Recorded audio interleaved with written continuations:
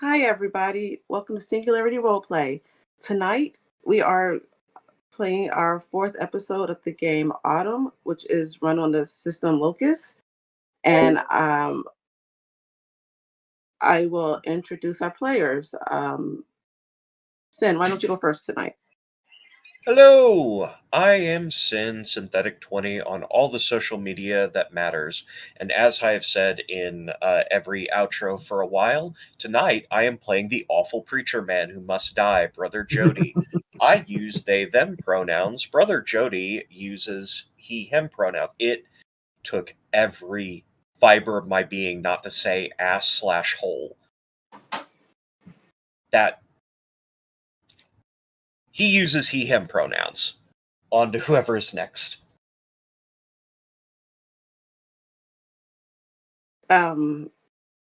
Next is Rise. Sure. Hi, I'm Rise. Otherwise known as Sean. You can call me whatever, I don't care. He, him pronouns. Tonight I will be playing Simon, who is a perfectly normal person with no issues whatsoever and has never done anything wrong in his entire life. Just remember that.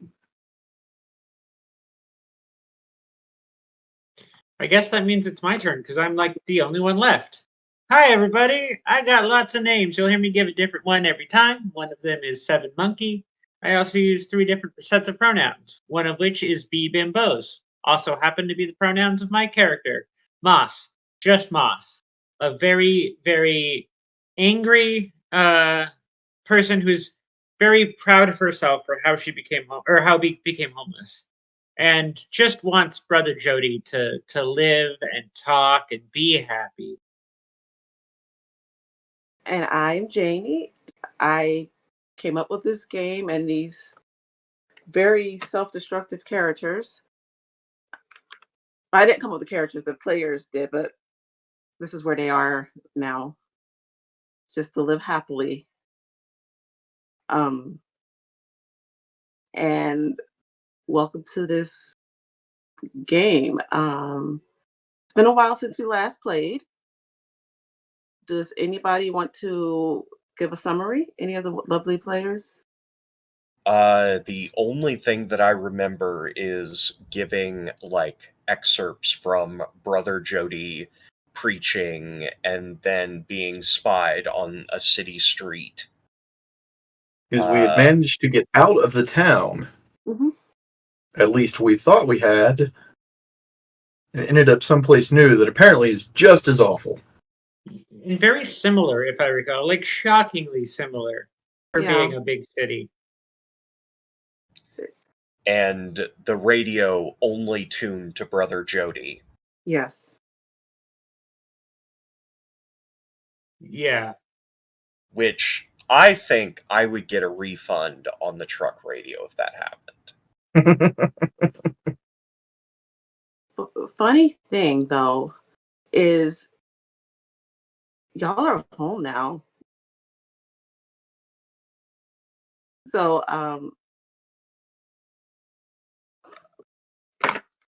you know what, Moss, why don't you tell us what home is like? Well, home for Moss would be behind a chain link fence, probably just next door to an on ramp in one of those random little bits of gorge that get created by urban architecture.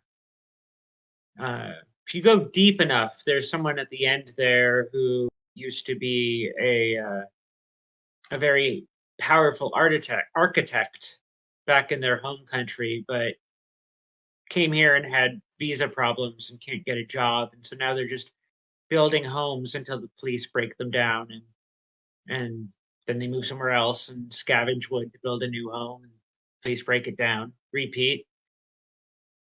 Home for Moss isn't that far down. Moss is a little too queer for that person. They're kind of conservative and angry at the world. Moss occasionally goes there anyway because their anger at the world matches Bo's own.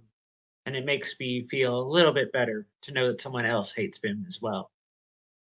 No, B has uh, a parachute that B found in the trash can behind an elementary school one day, stretched between a couple of logs to form a shelter that's a couple of feet tall. Um, that is the basis of Bo's house. Um, the wild Finocchio, the wild fennel, leaning over it and dusting the pollen with, or the parachute with yellow pollen, year after year after year until it started to fade into the ground. What would Moss be doing upon just arriving, just being back at home randomly?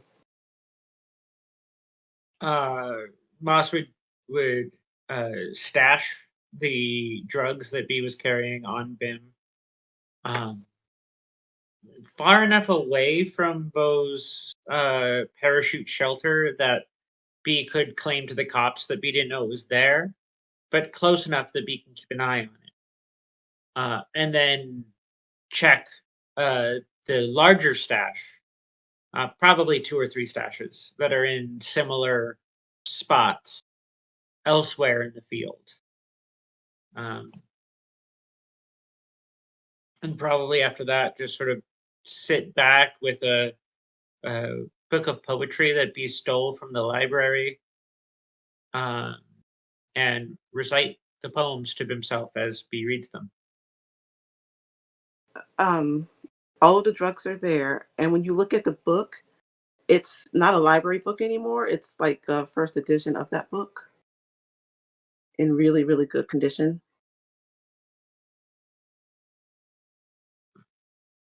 I mean, Bo's taste in poetry is quite contemporary, so it's not terribly surprising for Bim. Um, but but he notices that it still has the CD in the back of it that the poet burned of their performance of the poetry, and just it looks at it and just sort of, huh? It's also signed Oh, with like a little inscription in the front. what does the inscription say? It's just a completely generic. Um, I can't think of a generic author inscription. Just Just their name or keep dreaming or yeah, whatever. keep Best of dreaming. luck. Best of luck. Uh, huh? That's unusual. Libraries don't usually stock those. And it's to your name, whatever name you. It says Moss. Like, okay, it's like dead name, chosen No, it name, or moss. says Moss. That's awkward. Huh. Who are you? Is it a particular poet or is it just a random poet? It's a random poet. Who are you, Darren Hennessy? Huh. Do you know me? I'm like starting to think to myself, do I know them? Did I know them back in the day?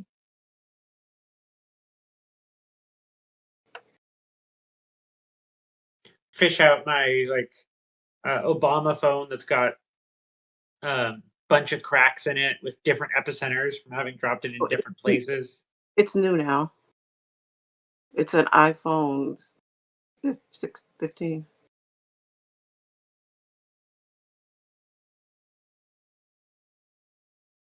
Did I forget that I stole somebody's phone? I tried to turn it on. And Yeah, yeah, you're able to sort of, get in easily.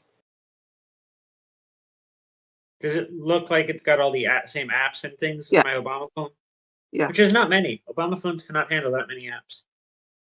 yeah. All the apps are on it, and it was able to know you were trying to get into it.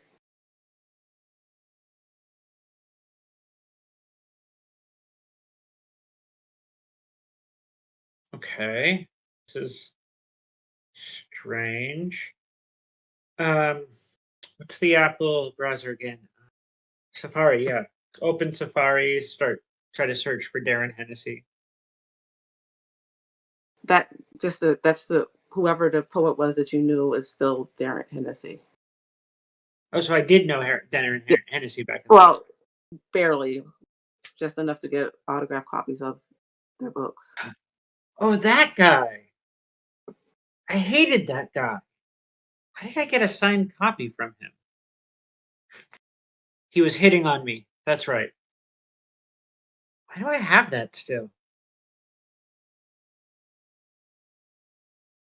Pull it up, look at it, and then just reach over and tear off the title page and crumple it up. You know what? I'm feeling generous. He sent you a text message.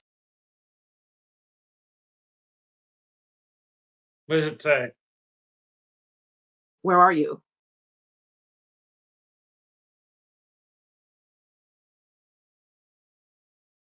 How did you get this number?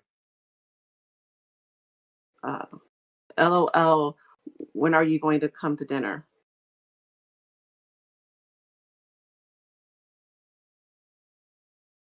Dinner? Question mark? LOL. Yes. What are you talking about? Wear that dress. LOL.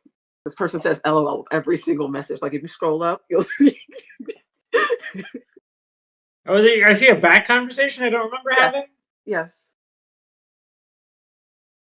No wonder I hated this guy. Apparently, you have dinner plans with him. What dress?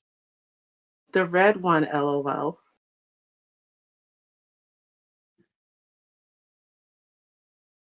How much are you paying? LOL. You're paying. Honey, you're the trick. He sends a bunch of winks and hearts and another LOL.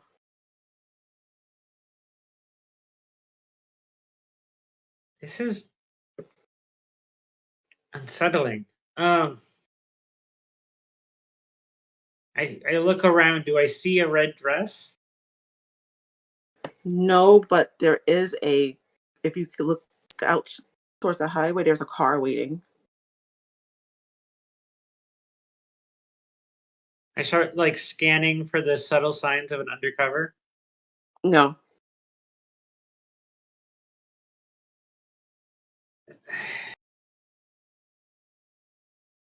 Man, what did I take? I sort of very tentatively. It's very like prey animal checking to see if the predators have gone energy. Like pull myself out of the parachute shelter. Someone does step out from the car and they say, Moss, we have your vehicle waiting for you. My vehicle. Yes. Who are you? I'm your chauffeur. My what? Your chauffeur. Are we? I did not know we were playing this game right now. I can get back in the car and step back out and we can start over if you'd like.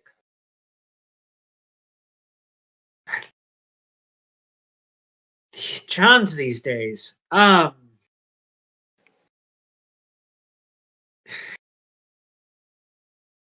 I don't know what's going on here. If you would get into the car, please, I will take you home and you can, I believe you have plans tonight. When he responds to that with "Will you get in the car, please?" Moss takes a step back and like puts up a hand. Now, wait, you're gonna tell me what's going on right now? What's going on is you asked me to drive you here, which I've done many, many times. Usually you take a little while out here, you get into your vehicle, I drive you home or to your job. You do whatever you do there. I don't ask questions. You don't pay me to ask questions. I like subtly pull out my switchblade from my pocket and try to open it very quietly. Trying to keep it out of his sight. My job? Yes.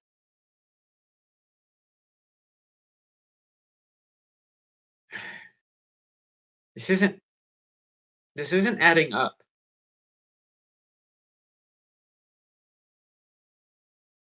Well, I what would don't you like to do? I don't know what you're talking about. Tell me something that makes sense. Your drugs are prepared in the back seat.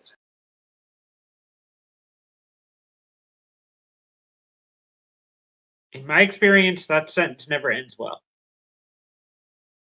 Well, no, you pay me for it to end well.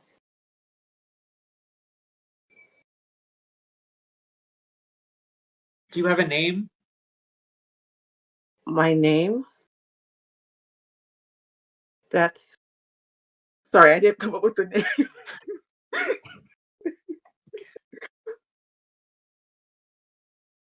John Smith. Well, John Smith. I'm gonna use your full name every time, John Smith. I really don't trust you right now. Why All should right, I trust you? you hired me How could I hire a chauffeur? with the money that you make.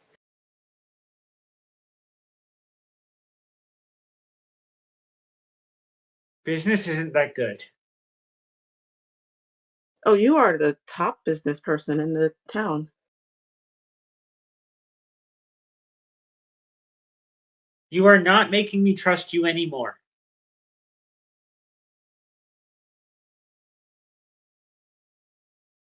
John Smith gets their phone and they like do a quick search and hands it to you, showing that yes, you are a business person according to the internet, at least. Who is Darren Hennessy? A poet and rumored to be a partner of yours.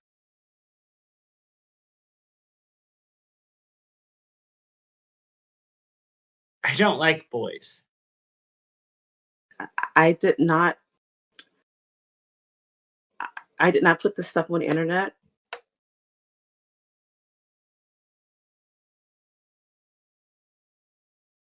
They're probably wrong. I mean, you really don't seem to get along with Darren Hennessy. It just I'm not sure why you offered to pay for dinner for them so much. What about I am now blanking because it's been 3 months. Um, what was the name of my girlfriend? Am Stanzi? I Danzy? Was it Stanzi? Oh, Stanza. Yes, right. Stan- That was the name she used. Stanza. What about Stanza? That is your girlfriend sometimes.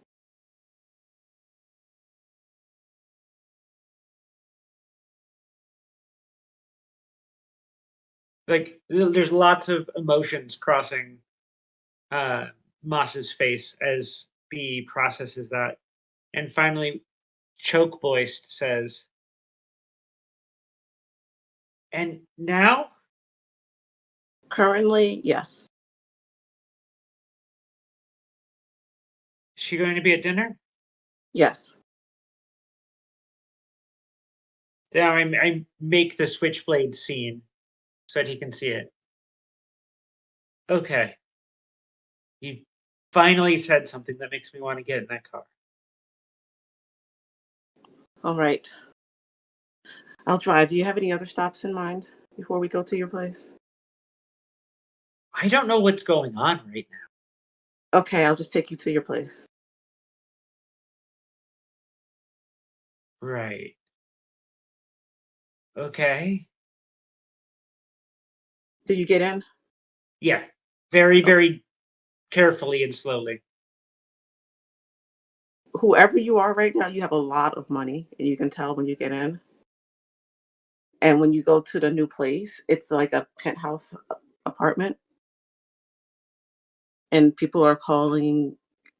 They're being very respectful to you.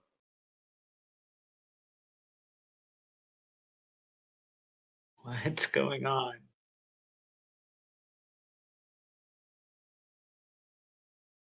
Never treated this well when I come to someplace this fancy. Basically, Moss is on edge the entire time. The whole time up the elevator like dings that it's arrived at its venue and opens, and Moss like goes into a fighting position for a second.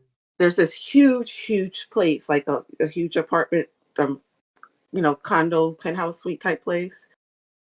And you do see a really cute red dress that's like in a wardrobe rack with a bunch of different shoes and bags to choose from.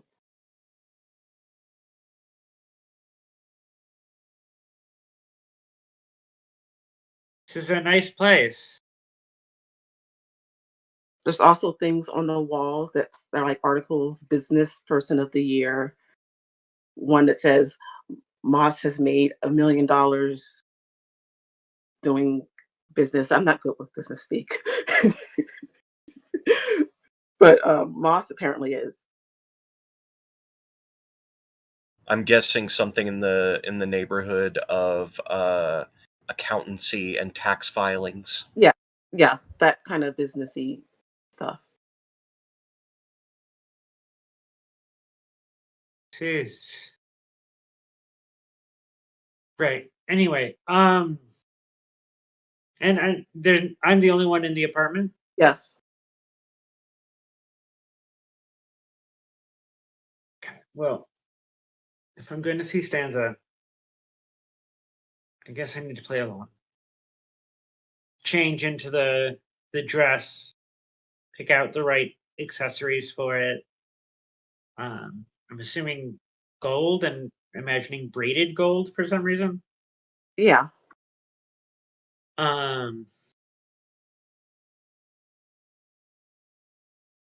Look around as before I leave. Take the pocket knife and scratch next to the door. Moss was here onto the wall. Right. And go get in the elevator, take it down. Everyone is still super respectful to you and treating you like you have a lot of money. Like you're somebody really super important. More and more on edge. Start fussing with the outfit. Walk out. Do I see the car with the chauffeur? With Yeah. John Smith? Yeah. And you also get a bunch of messages on your phone asking for business information, tax filings and file names. And I don't even know what they're saying. but this is your job now. Quarterly disclosure forms. Yes. What's a TPS report? Why are you giving them to me? Yeah. Somebody needs this information now. That person gets a response that's just fuck off. Get into the car. Right, you said Stanza was at dinner. Yes.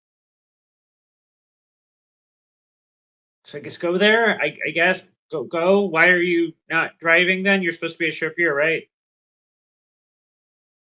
We'll cut there to the chauffeur driving, and we're going to go to oh my gosh, sorry, 1 second.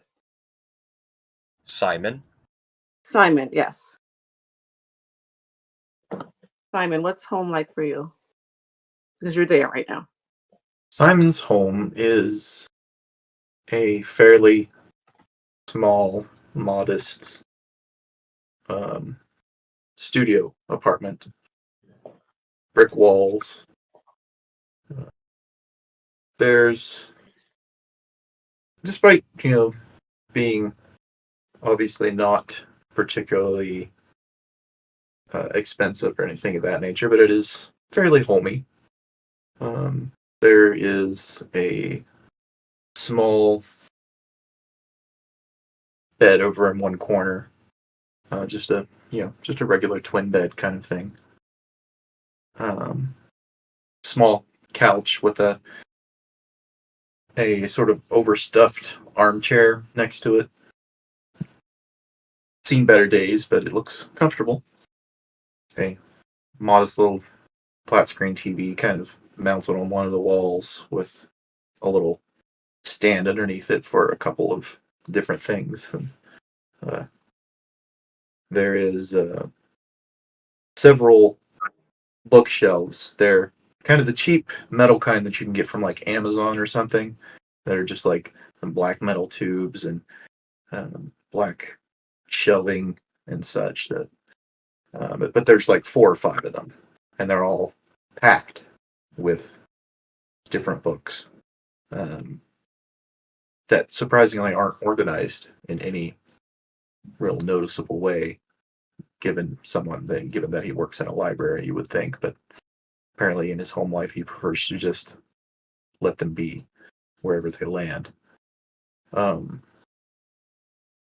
kitchen area is clean, but nothing much there. A couple of little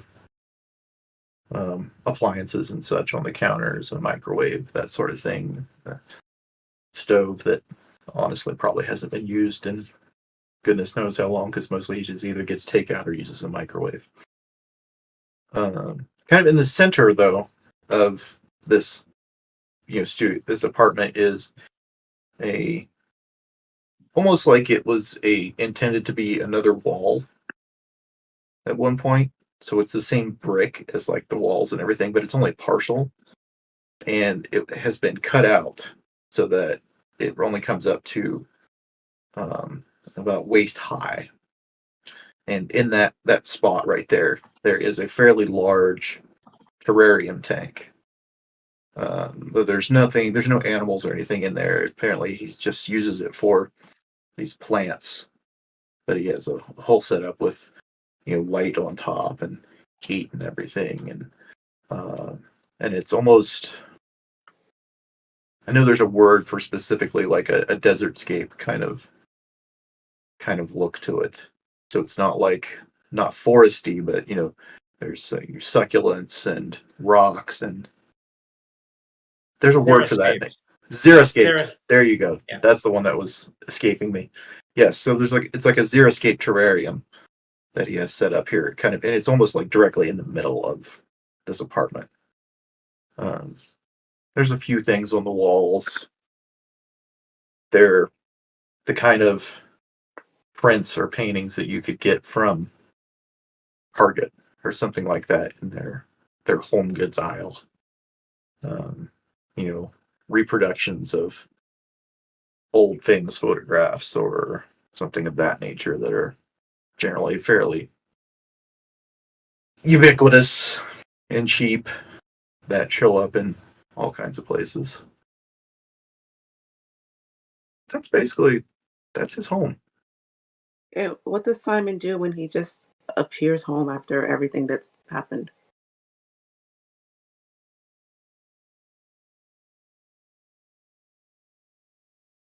He stops he really doesn't know how long he stands there, just sort of looking around. Probably quite a bit longer than one would generally stand in one spot. Because he's definitely in shock. There is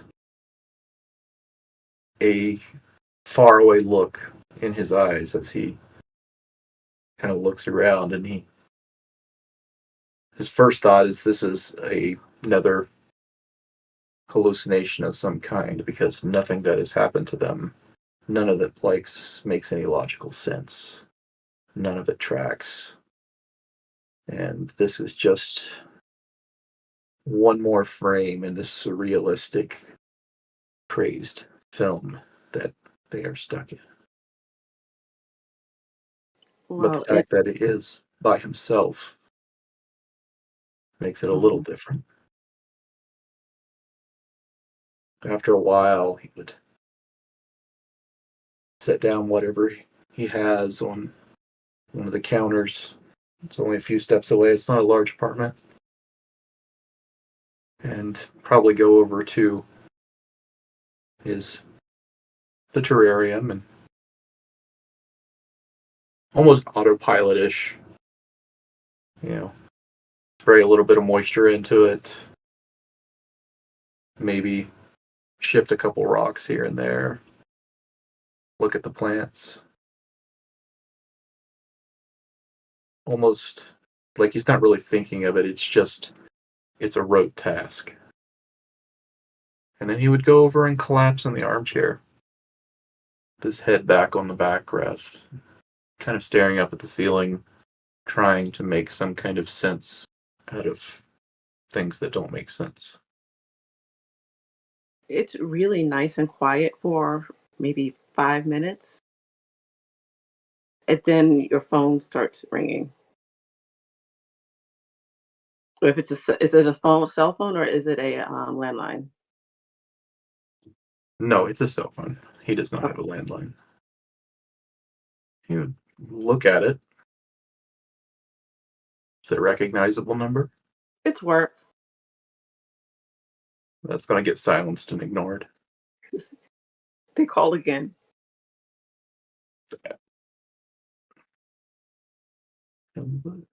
He'll ignore it for. If they keep calling, it would probably take 4 or 5 times to get through before he would finally just get fed up and answer it. It's basically just them calling, asking, telling you that your new office is ready and wanting to know when you're coming back to work. And blinks for a second. Look over at the clock on the wall. What time is it? Um, like 2 p.m.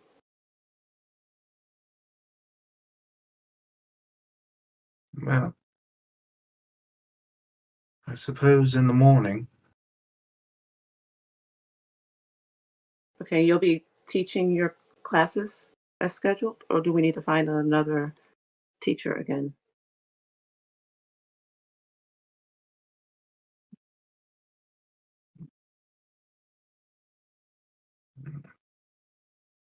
Uh, I'm afraid that I've lost my schedule. What class am I to be teaching tomorrow? You are teaching.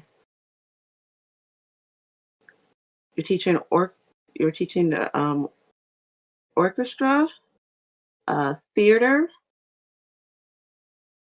and I'm not sure why you signed up for this, but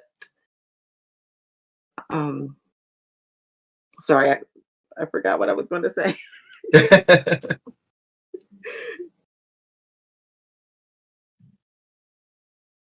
Oh yes, outdoor survival skills. I'm, I'm terribly sorry, but I'm wondering if you are calling who you think you are calling, because none of those are things that I know anything about. Excuse me. I'll double check. No, no, these are your subjects.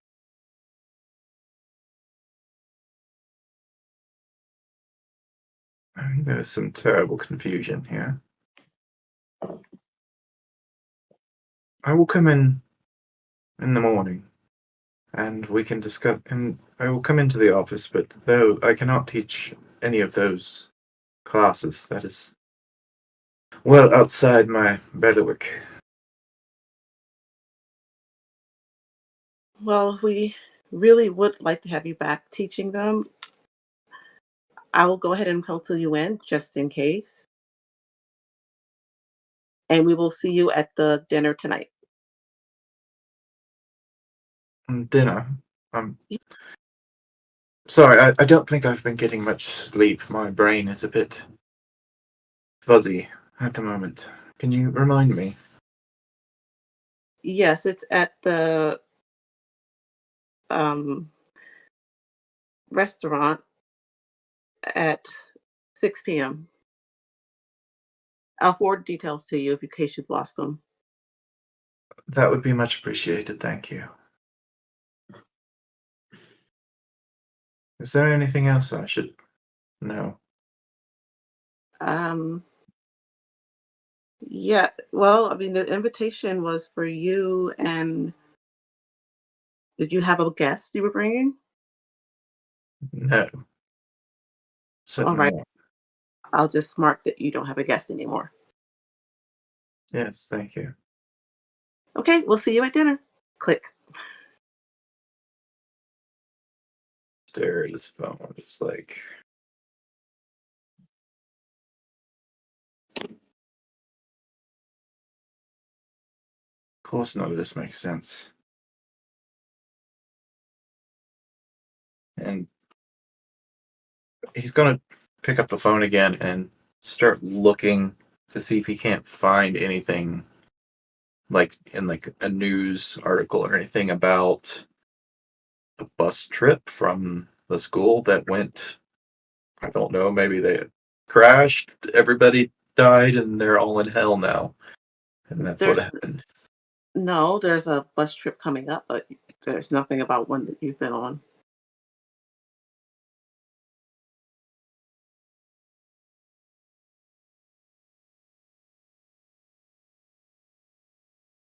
Yeah, it totally feels like you're getting gaslit by the world.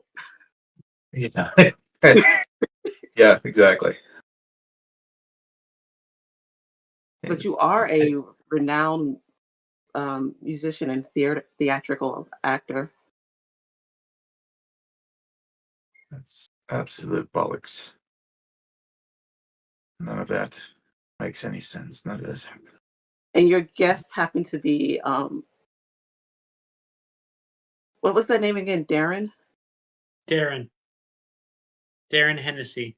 Yeah, Darren Hennessy was the guest you were bringing. What an absurd name. I've never heard going And then on here. you've got a lot of really nice emails from Darren on in your email. He's apparently they're a poet, and their next book is all about you. All poems for you. Just close it. Just take off his glasses and slowly kind of make his way towards the bathroom to take a shower, just dropping pieces like kick off a shoe, kick off another shoe, just a trail of clothes behind him as he moves into the shower as hot as possible. It's Just cold. Sorry. scalding what? The water's cold. I'm sorry. Oh, God damn it all. Of course it is. With everything else that's absolutely bonkers about this day, you couldn't even give me hot water. And we're going to go over to Simon. I mean, not Simon. I just said Simon. To Jody. The day starts over again. Oh God, it's Groundhog's Day! What's home like? All hail the groundhog. What's Brother Jody's home look like? It is a 2-bedroom townhouse with one bedroom made up as a bedroom, the other made up as an office. All of the downstairs is immaculate. Looks as if nobody lives there. But the upstairs is entirely wrecked. Like, no cleaning happens once you're up the stairs. So everything that is front facing that anyone might see, immaculate. Everything in the upstairs that is private and no one goes to, wreck. What does Jody do when he gets home after this? Like, just arrives there, and he's fine. He's not injured anymore. He's perfectly healthy. I'm assuming back to normal walking with a cane. Yes. Yes. Uh, he would mostly be checking a couple of different points in the house.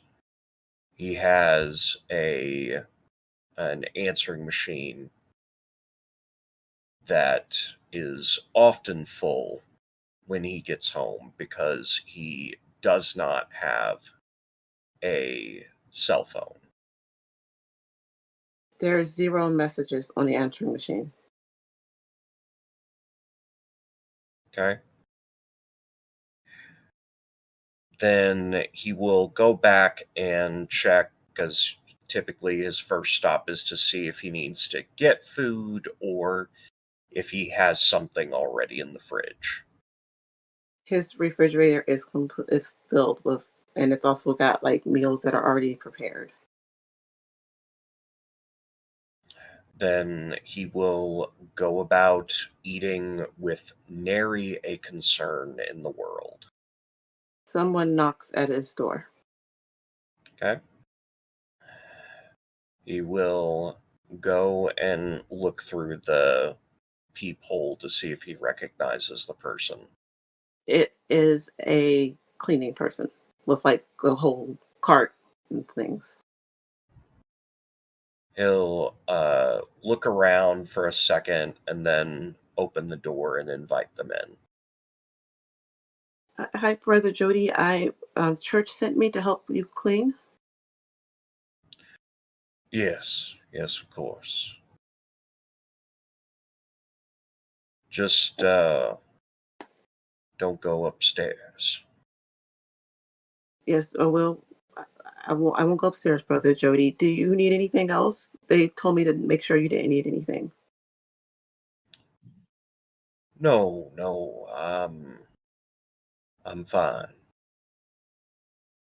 Sometimes you have to wait in a gilded cage. I understand these things. Yes, Brother Jody. Are you going to your dinner tonight? If it is expected of me, then I shall, yes. Yes, yes. Here's the. In case you lost it, here's your invitation.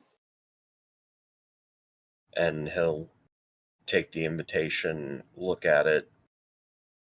It's also to the restaurant, obviously. I am getting forgetful in my old age.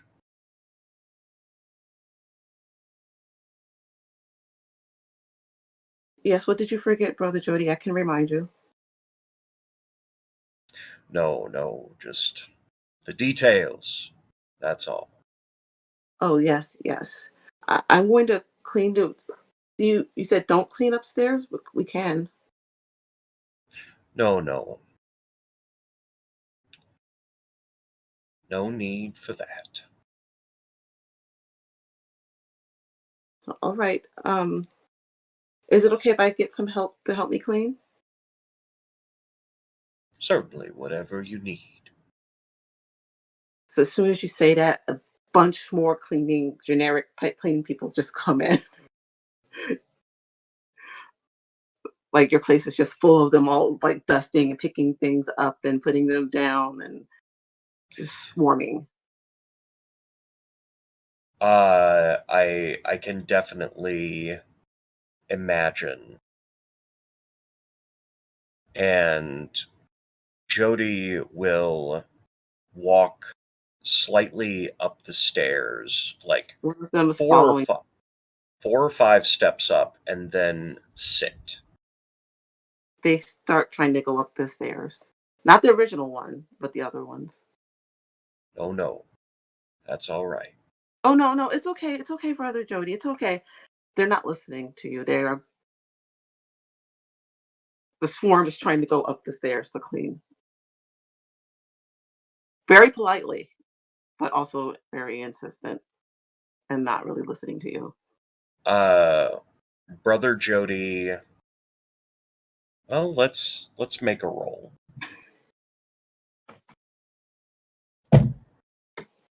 Yep.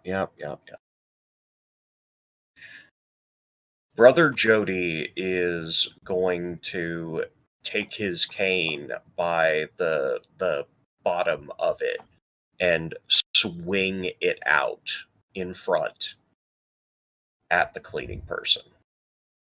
Okay. So that is 1 second. It's been a while since I've run this. Would you like me to make a frailty roll? Yes, please. And what difficulty? Medium. Okay. It is a success. It actually would have been a success on hard difficulty. Okay, so you do manage to knock 2 of them over, and then they start swarming to help the 2 up, and they're still kind of in your staircase. You are unwelcome. Oh, no, we have to follow our orders, Brother Jody. Goodbye. Oh, well, we can't leave yet. Your place isn't clean. If you cannot leave, then allow me to make you. Well, I don't know if we can do that, Brother Jody. We have our orders just like you have yours. Indeed, but there are some things that are not violated. Yes, but these were our orders. We have to follow them. Well, if you must, then I must do what I must as well.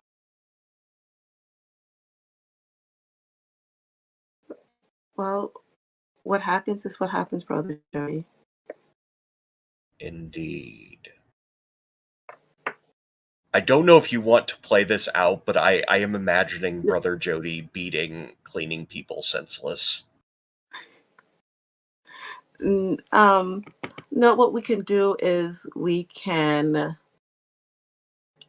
I will tell you that there's just seem to be more and more cleaning people just popping up all the time until it's time to go for dinner.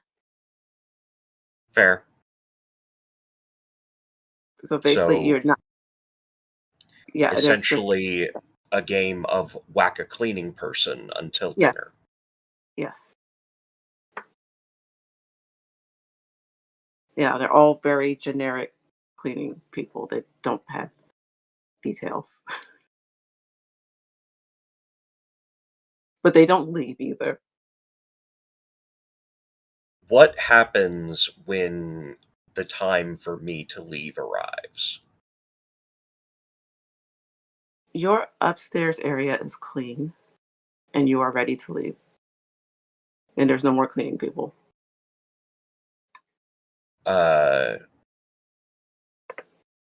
Jody will take the handle of his cane and put it through a wall in his bedroom.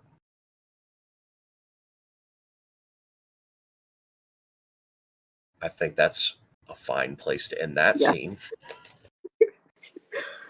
Yes. So, are you all ready for dinner? Ready is Nothing a else word. makes sense. So why not?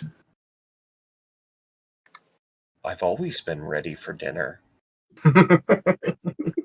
There is no war in Bossing Say. I don't know. You said that more in the tone of "Who's for dinner?" What? No, I would never say such a thing. Um, when you get to the restaurant for Jody and Simon, you see there's a big there's like a red carpet type thing, and you see this a really really nice car stop and this really nice bimbo come out, which is Moss. You're coming right for me, Janie. Right for me. So there's an entrance while you two are there waiting for your reservation table. Wait, so I'm entering the Yeah, door when those two are already in. yes. So I would see their back for the most part. So I'm more focused on seeing stanzas, so I don't even Okay. recognize them probably.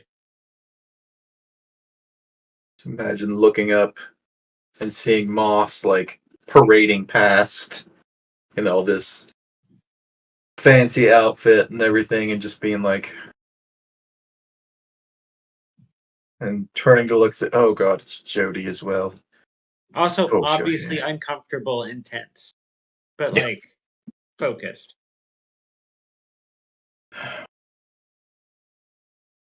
So, I see that you're still here. The fates are not done with me yet. Don't suppose you have any idea what's happening. Oh, I do, but that would be telling, and that would make things much less fun.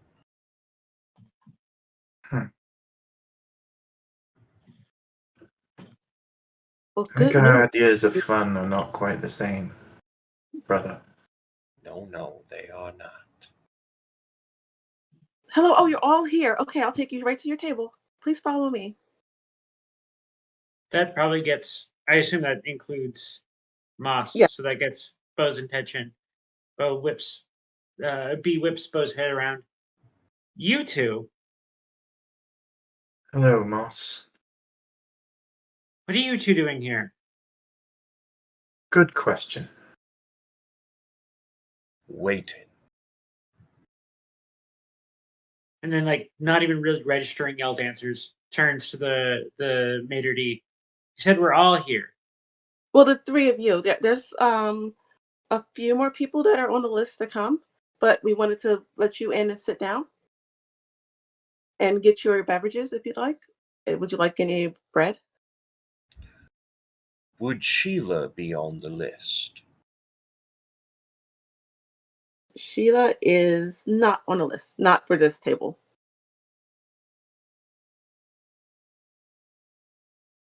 Curious. Very well. Bread sounds fantastic. Thank you. Would you like a beverage? Alcohol. Tea. Tea? Would you like cream and sugar? No. No, thank you. And what kind of alcohol would you like?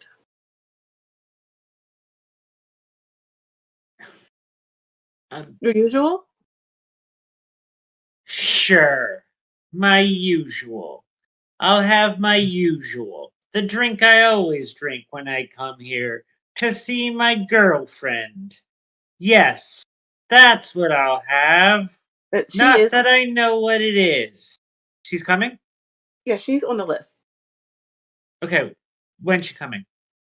I don't know. I can get a phone if you'd like to call her.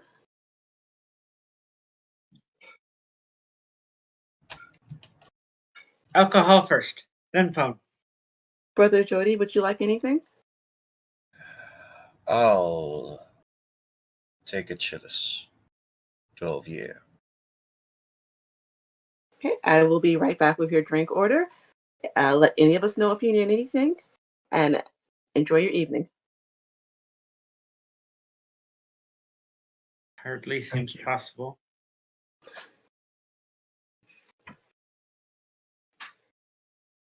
Your drinks and bread come really quickly. Moss, you get a what drink would Moss hate the most? Um, God, that's a kind of a hard choice. So I want to say something like pretentious and herbal, but I feel like that's not quite right because we would get into the fact that it's hard to drink. Um, I'm gonna say like a hurricane, You get a like hurricane. something stupid you get at a beach resort that tastes like candy and has too many pieces of flour in as garnish. You get Bright a blue. hurricane, but it's not blue. It's like beige and it's boring. Somehow they made a boring hurricane. That's what you get.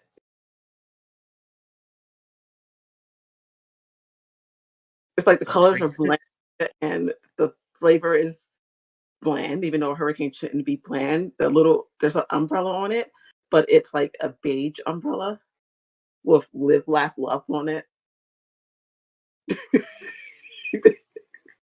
Is it at least strong? No, it is watered down. This is my usual?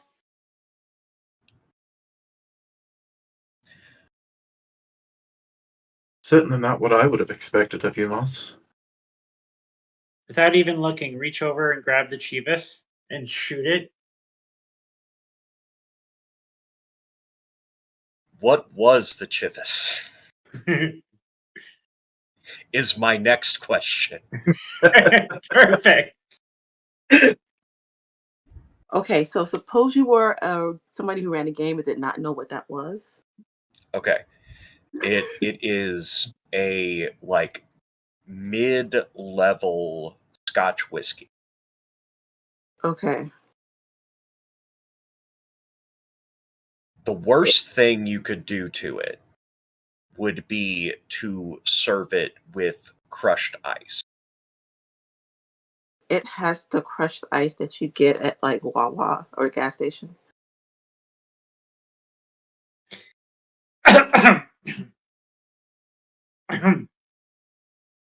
Well, that ice will glad make you were the ha one. choke. I'm glad you were the one to take that particular bullet. Why did they put mezcal in their hurricane?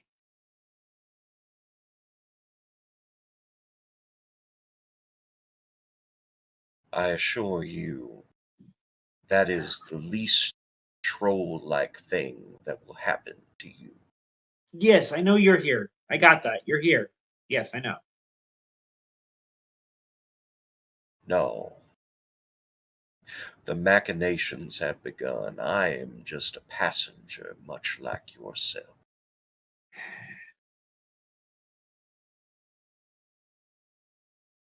Now he learns Machinations of humility. who?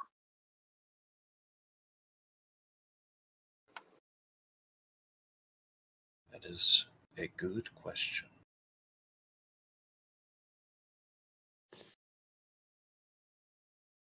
But I'm not about to give away the little fun I have left.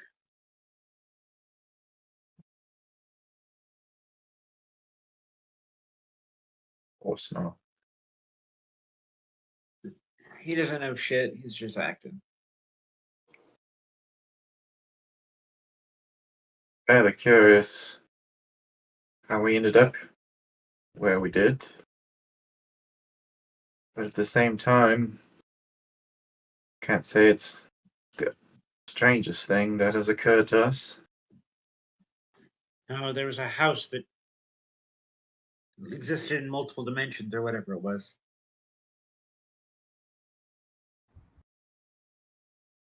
Houses that exist in multiple dimensions, cities that are the same as the town you were in.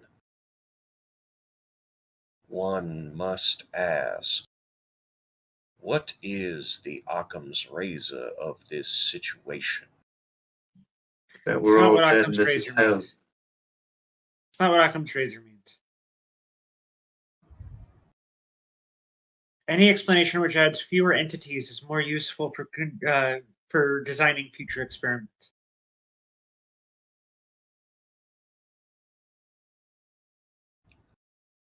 And what experiment do you believe you are in?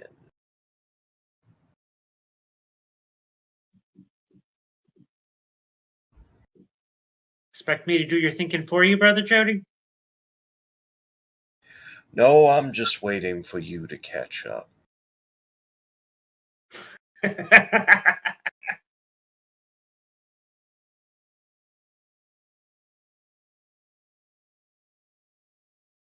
So, Moss, you get a text from Stanza saying that she's running a little late because she's helping somebody out.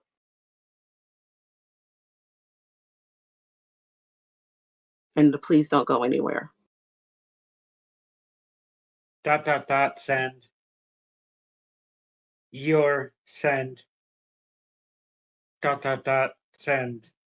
Coming? Question mark. Send. Few minutes helping someone out.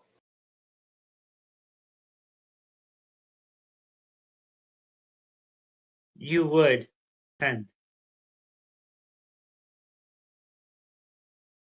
And just as you send that, your best friend Darren comes up to the table.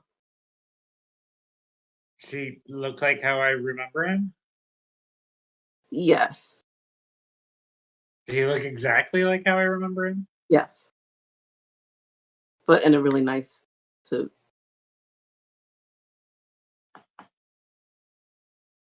Darren, how many times have I told you that white boys shouldn't wear dreads? These are my soul dreads. Well, hello, Professor. I'm sorry. Do we know each other? I was supposed to be your +1, but you never called me. I was waiting by the wheatgrass place for an hour. You've utterly lost me. I don't know what's going on here any more than I have. I would probably be less confused if I was suddenly transposed into Moss's life, which I guarantee you is absolutely nothing that is within my scope of knowledge or understanding. You know, this could be another poem about you. Oh, Lord. Yes, You another know poem. this person, Moss? An insufferable poet from my past. Ah. Well, apparently these machinations have somehow contrived to attach them to me, though I know nothing about them. I'm in both of your past and present, and I'll be in your future. I'm writing that down. Let me write it down. Give a piece of paper. There's truly no need. It has been written many times before and by better poets. Oh, hello. Who are you? A critic. Insufferable self-righteous twat. Like I said. No one of consequence. That too. Now you learn humility. I'm Darren. I have soul dreads because they reach into my soul. They express my very being. How progressive of you. One way to put Right? You get me. You get me. I text stanza, save me, all caps.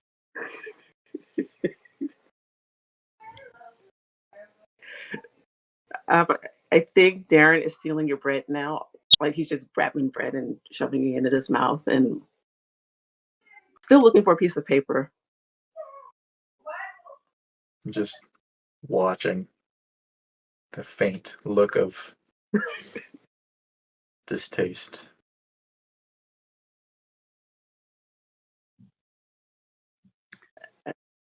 So is everyone coming here from my past? Do you two have, I don't know what to call them, NPCs coming? I know nothing about what is happening here. I Well, they suddenly told me that. Go, sorry. No. Obviously, we're all very confused here, and except perhaps for Brother Jody, who is perhaps pretending to know more than he does. But My no, transgressions do not have names and faces attached. Speaking of transgressions, I'm joking. It's not probably a transgression. It just seemed like a good point to move. Um, you do see a little bit of not an well, it looks like it could be come an argument. You see sorry, Sheila and Danza and somebody else, and there's a couple other people that seem to be there's not a fight happening, but it might soon. Like up by the Mater D station. If I see Stanza, I just get up and like my chair falls backwards, and I'm heading that direction. I'll turn in that direction, but not go. Okay. I'm going to keep my back to it and sip my tea and stare into the distance. Trying to imagine the troll version of your tea. You For can't someone who was raised in England, it's probably sweet tea. I'm actually imagining you can't get the tea bag out. No, you can get the tea So bag. It's a tea bag. It's like a really really cheap tea bag, and like the paper is faded. But the tea is also very very very strong. Like somebody Oh, put the tea in and just left it sitting super for cannony. yeah. It is the strongest, most terrible tasting tea, and Sunbrew. Oh gods. and there's lumps of sugar still. It's sweet, but there's lumps of sugar still in it too because it hasn't dissolved. Take But it's one hot. sip and then I'm going to put it back on the saucer and set it on the table. Yeah, it's completely ruined. It's all astringent, dries up your mouth. It's the Oh, worst. gross. But at least it's hot. I mean, I guess it could be worse if it was cold. Unlike your shower, which was freezing. Um, but it appears that Stanza is trying to stop Sheila from harassing some sorority girl. I'll sort of get between the sorority girl and Sheila. And Sheila is like, okay, I just want you to go on this bus trip with me, please. It's free. You just have to come with me. Bus trip. Yeah, bus trip. Yes, now, please come with me. I already drove that bus. Get out. Well, I'm not asking you to go. I want her to go. And she's like pointing to the sorority girl and like trying to grab her arm. Switchblade. That is the answer to all problems. Switchblade. I have to tell you, there is a wrestler that his moniker is Switchblade Jay White, and I keep imagining that you're just pulling out like something that has his face plastered on it. Oh god. It's creating a very hellish image. Why are you giving Janie ideas? Because you're all so awesome. Yeah, no, there's an open switchblade near Sheila's arm. And Okay. then Moss, like, semi-casually turns to the sorority girl and just like, you don't want to go on that ride. She just looks really, really scared right now, the sorority girl. Yeah. Um, Hopefully the I switchblade gets her to run away. But you had to the switchblade against Sheila, correct? Yeah. Yeah, but if you're a sheltered sorority girl, you'll probably see a switchblade screaming run. But I do need you to do frailty against Sheila, Okay. and it will be a Uh, medium. medium means take the middle. And it's a Yes. frailty.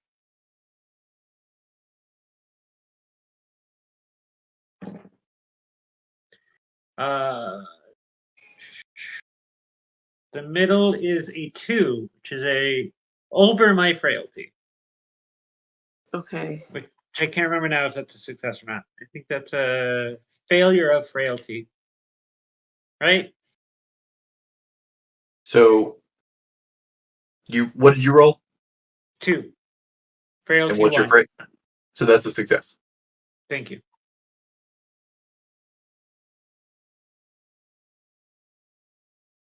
Okay. Um, Sheila does scream as the blade hits her arm very, very, very loudly. Go away.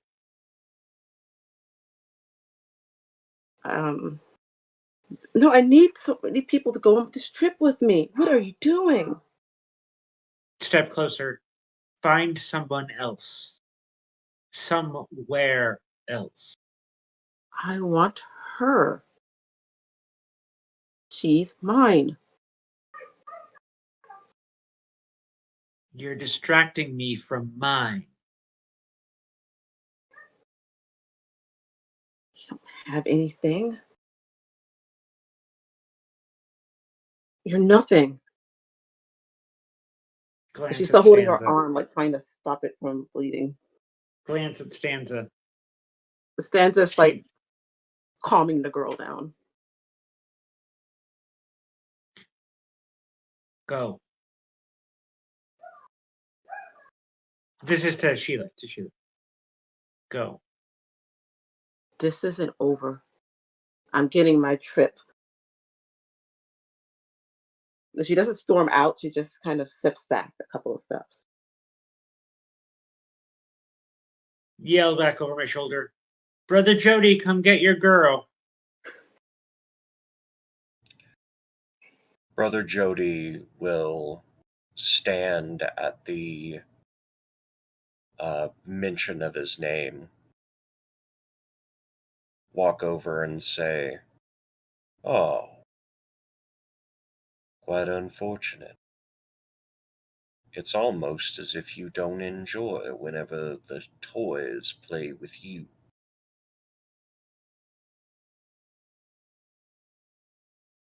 I don't know who you are. Why are you talking to me? Now I understand. Perhaps my familiarity is misplaced. And he will walk away. And as he walks, he'll say, "Unfortunate that you remind me of someone."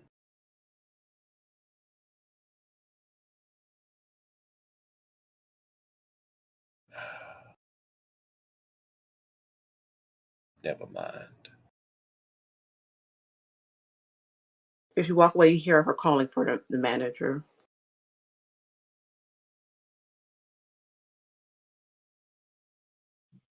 By this point, Moss is just like basically walking up to the sorority girl and Stanza and just saying, sorority girl, it's over for now. Just go to your table or whatever. It has Oh, this kind of tone of like, you're dismissed. well, thank you. I will go back to my. And she turns to Stan and really, really thanks her for helping her. Wait for that to finish and for her to leave. If, be careful. That woman is scary. Uh, and she just kind of wanders off to a table just by herself right now. put a hand up to the side of Stanza's face. I hear we're girlfriends in this reality experiment, whatever it is. You're so funny.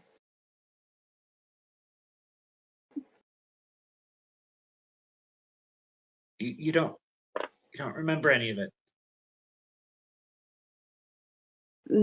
No?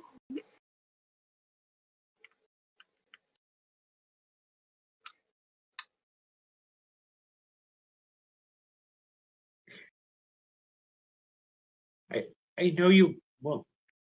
I know you won't know what it means or why, but can you just say the words? Never mind. Um,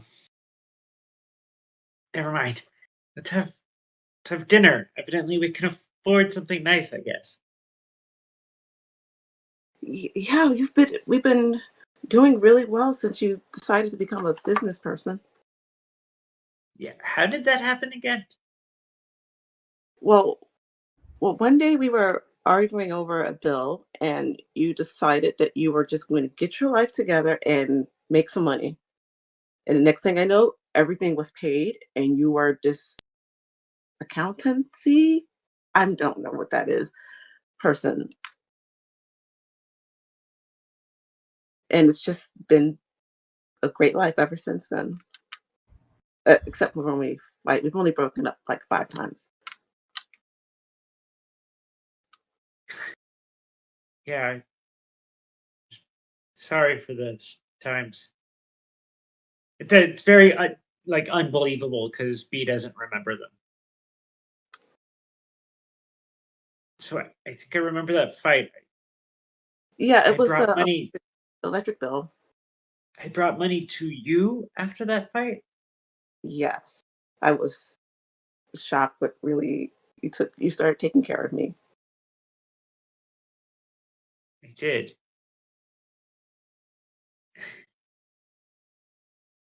I did.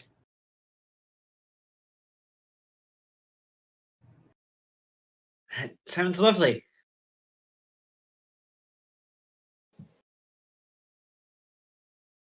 Darren? Really? Darren? Soul Lock Darren? I don't understand it. At least he got rid of the little one on his chin.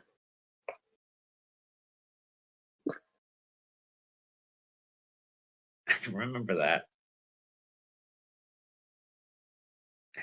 The god awful love poetry he would write. I don't know why you keep him around. Why I keep coming around? Yeah, I'm sorry. Sorry, it was kind of dramatic. Did you say you don't know why I keep coming around? this is supposed to be a good night for us, okay? Let's not argue.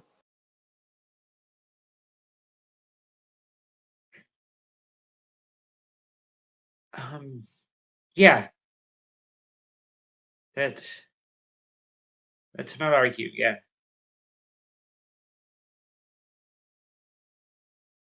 follow me to the and I like going to the actual one. I'm just like, follow me to the table, my lady. So, who are your friends?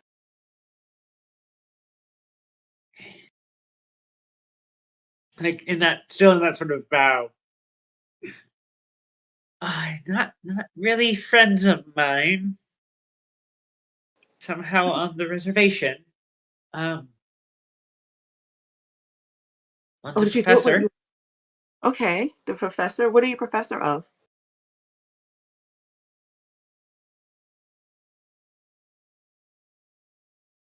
You asked that of, or she asked that of, yeah. Of the professor. Librarian. I teach occasional classes on library sciences. Oh, you look just like this actor I know I've heard of. I assure you, I've never done any acting. I've never had any urge to work in theater myself. Just let me pull up the. And she holds up her phone with a picture of Simon acting. Jeannie, does she have a wedding band on her finger? Um. Yes. Does Darren? Yes. Do I? Yes. That's confusing. Oh. Okay. Everything is confusing. Why should that be an exception? But yeah, so Moss is trying to process and not interrupting this as she shows Simon a picture of himself on stage. Why, Simon, you have undersold your talents.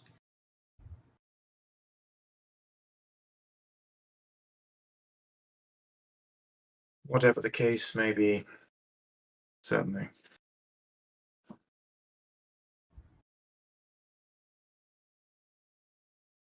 I'm sorry, I don't believe I caught your name. Stanza. Pleasure to meet you. And who's your other friend? An asshole.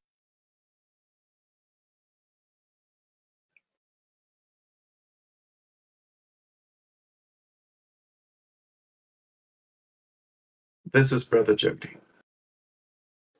Like I said. I've just never. Moss, I didn't know you cared. I've just never seen you three together before. We've only just met today, actually. On a bus trip.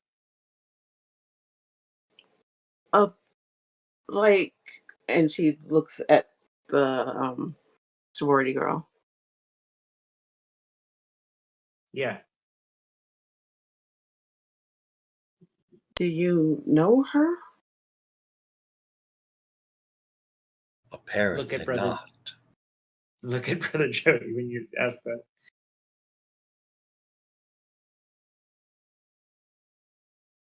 Well, you seem like Mistaken identity. you seem like you knew the other girl that was like trying to convert her into her cult or whatever. Case of mistaken identity only.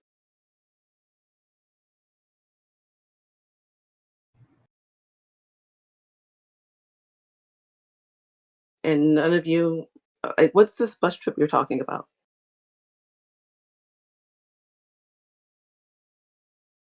I grab the hurricane and like take two big giant gulps of its mezcal laden blandness somehow. Let's not talk about that. It's a nice evening, remember? Oh, okay, yeah. Just nice evening. I guess not just the two of us. No, you wanted to invite some friends. No, I didn't. Well, that's what you said in your text.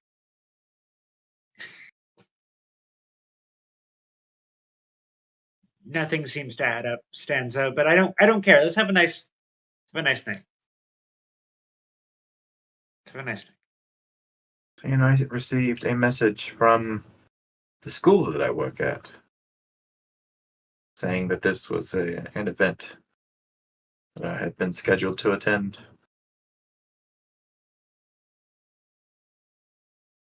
How often does your school schedule you to attend dinners?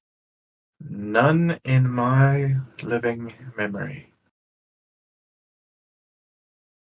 I'm not generally the sort of person that a facility would parade out for donors and alumni and such in order to get them to spend money. I don't know, Simon. You seem to be underselling yourself. You were doing just fine at putting a smiling face on in the video. Very droll, Brother Jody, very droll. And yes, I got a similar invitation from the church. Of course.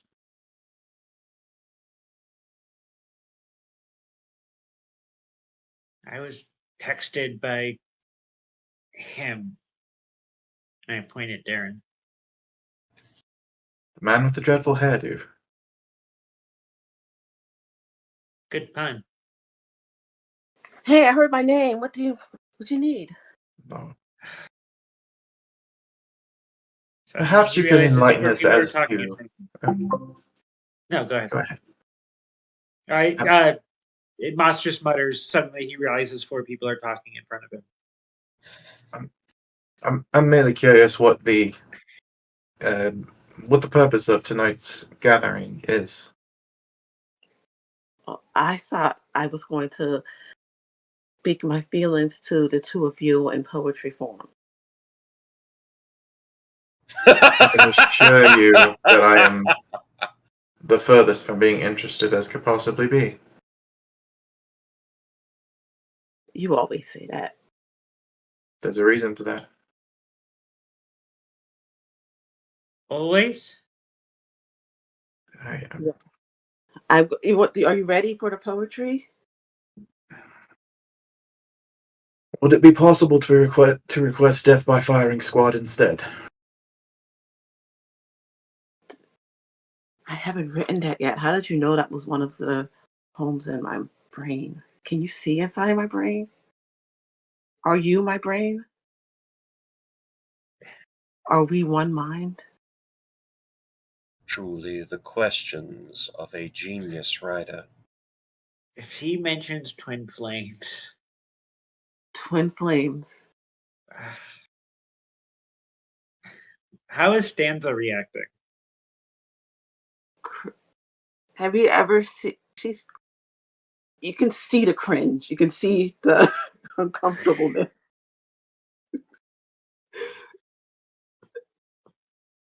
Two flames burning as one. Your flame, my flame, our flame. I can't keep doing the job. Stop me. You're doing a good job of imitating shitty slam poetry. Um,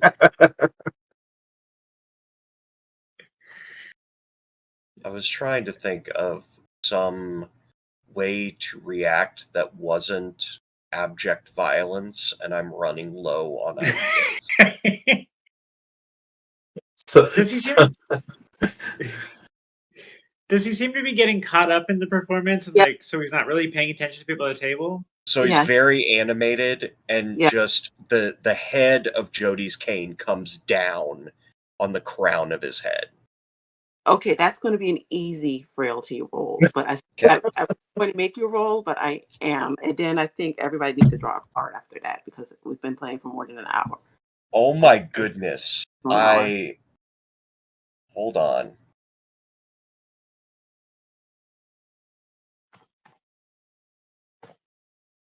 I forget if meets it is not beats it in Locus. Right. you have to Okay, be well higher. I'm definitely going. How many willpower do I need to use? What's your stress level? Uneasy. So for one willpower, you can reroll 3, I believe. Okay, then yeah, we'll do Where's that my- because okay, that Yeah. easily makes it. Okay. I rolled a 2-2-1, and I was like, nah. So at first you think you're not quite going to get it because Darren's just moving around so much, but then Wild gesticulations. yeah, wild gesticulations, and then the you know what, the sorority girl screeches or kind of yelps because Sheila's trying to kidnap her again, and he stops and looks, and you're able to hit him in the head, which kind of stuns him in a silence for a while. If I grab Stanza's hand during this process, does it seem like Stanza would be down to just like leave the table? Yeah. like slip away. Yeah. 100%. I pull Stanza to slip away from the table. Yeah. I see dinner has taken a turn. Has it? Seemed to be pretty shit all night. You're not wrong there. Tell me, Brother Jody, how real do you think all this is? I hope at the very least that I did just brutalize an awful poet. I really would like to fault you for that, but I honestly can't find it in me to do so. That's, I suppose, what one should get when they commit heresy against the English language.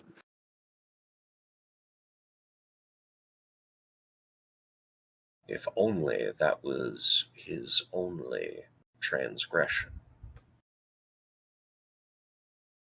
And you see Brother Jody like taking one of the place settings apart from the dinner to wipe the blood from his cane.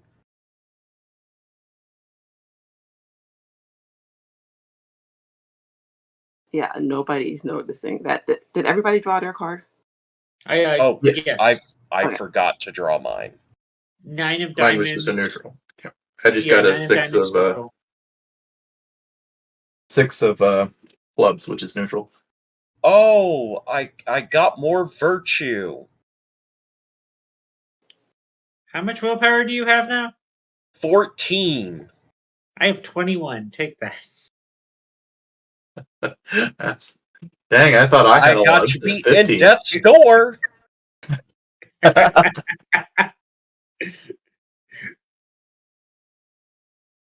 So,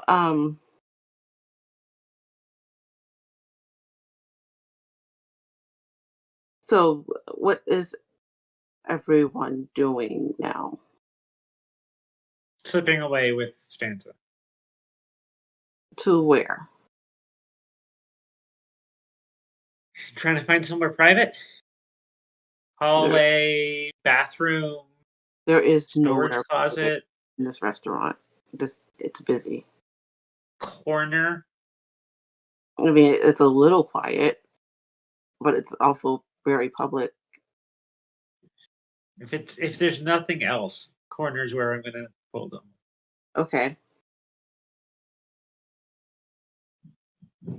I've missed you, Stanza. Well, I've missed you too in a whole day since I saw you last.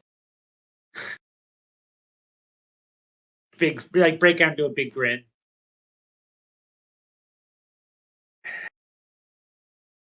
It seems like everything's good here.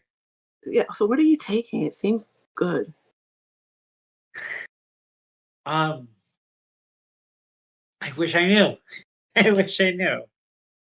I'm just happy that you like me still. Yeah, we've been together for years. And I've been good for you.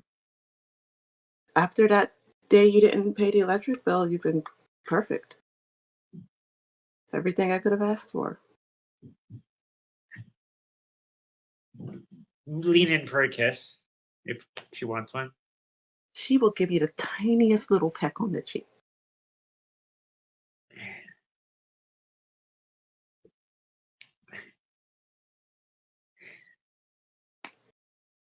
It's better than the drink they gave me. Yeah, you love that drink. That's your favorite. I guess the tiniest kiss from you is better than my favorite drink. Sorry.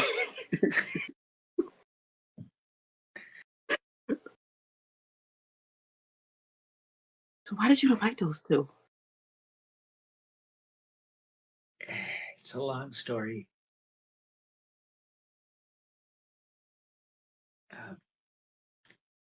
Been a long day.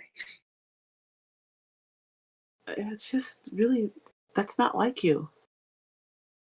I wanted to focus on you tonight. They're distractions. Oh, do they do your business work with you?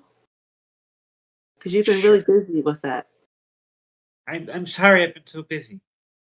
Yeah, you have a big meeting coming up that involves a lot of money. You're I responsible for a do. lot of people. Oh, I'm is that responsible for. is, Well, your phone is going off? Are those the business people trying to get business out of you? I don't care. I'm sorry. Out This of is character. like an episode of BoJack Horseman with the Vincent character. I've never seen BoJack Horseman, but that's business people trying to get business out of Vincent is literally like three kids in a trench coat and talks about doing business you. and how he is an important businessman. I'm sorry. Janie is terrible at this. No. Business talk. No. Is that those businessmen people trying Yeah. to get business out of you? Is my new favorite quote of the day. But that's what they're doing. While you're trying to have this tender moment, they're trying to get business out of you. But yeah, so the last sentence was in response to that was I don't care. And your phone starts ringing loudly. Throw it across the room. And you have a watch, apparently it starts ringing. How many different ways do rich people need to throw it across the room? And your AirPods start ringing. You know, you should get to your business. I'll just go have a drink. No, Stanza. Go to get a drink. Okay. Uh, yeah, get a drink. And your business lines are all trying to get you. Go get a drink. Uh, I'm curious to find out about the 5 times we broke up.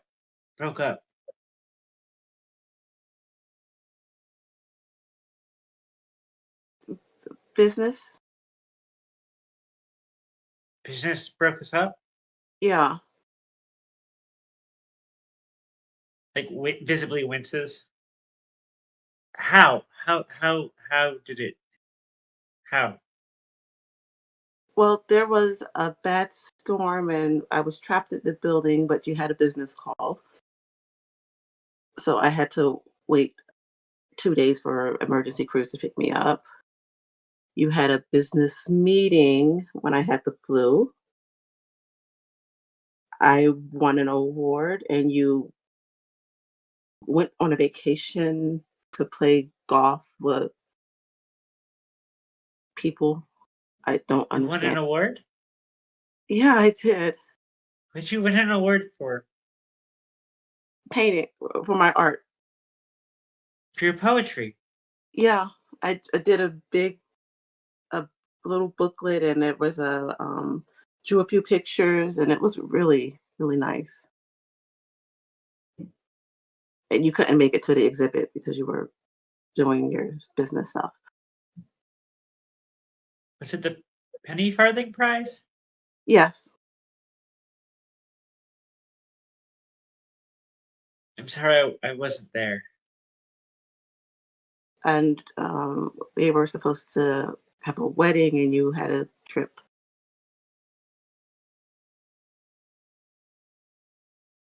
That was a hard one. I'm just going to go get my drink now, and I'll see you later. I'll call you later. Okay?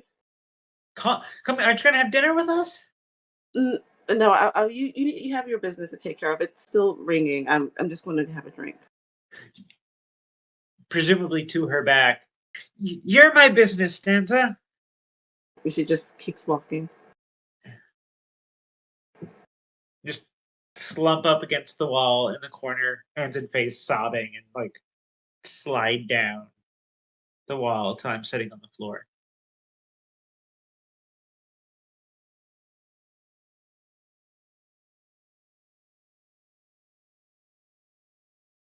Moss is stuck there for a while. You might want to cut to the other. Like Moss is broken for the moment.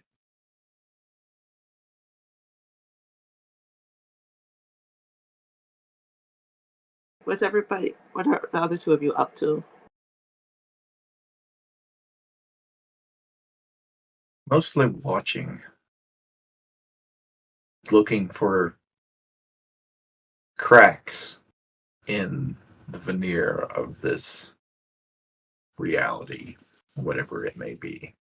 Well, Sheila's over there trying to kidnap people again. I could care less what Sheila's doing. Sheila was annoying to begin with, so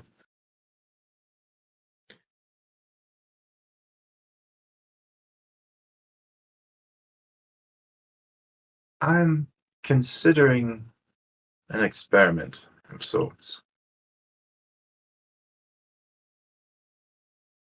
Are you speaking to me now? Well, you're the only one here. Not counting the unconscious man that you brutalized.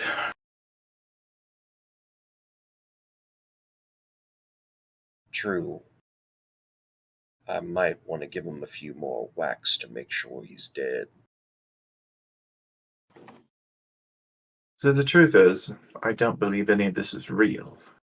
Or if it is real, it is some heretofore unknown version of hell. And I'm curious if this is not real, if this is some strange dreamscape or nightmares, and whether or not it would be possible to break it. I'm listening.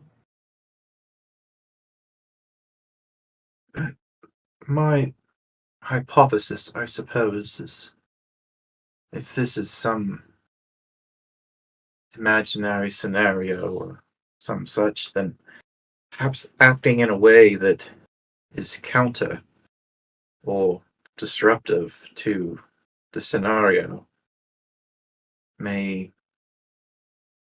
disrupt it somehow, I suppose. I see.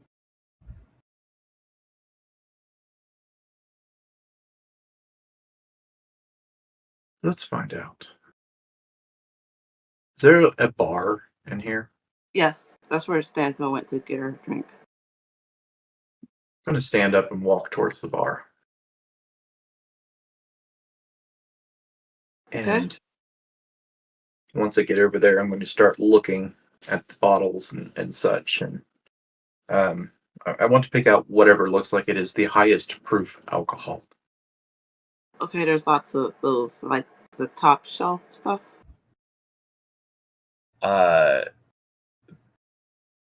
It's not going to be top shelf. Okay. Probably your best bet would be Bacardi. Well, it's there. It's like there's lots of alcohol. Only alcohol. What is it? I think it's Bacardi 151 is like 75% alcohol. Yeah, any 151 is. There's a couple of different 151s, but Bacardi 151 is the most famous. Yeah. Yeah. Bacardi 151 would work just fine. Excuse me. And just not. Yes. Yeah. And he's just going to reach past the counter and grab a bottle of it. You can't And look do at it. that. Can I do this? And I'm going to smash it on the counter. So that just all over the bar.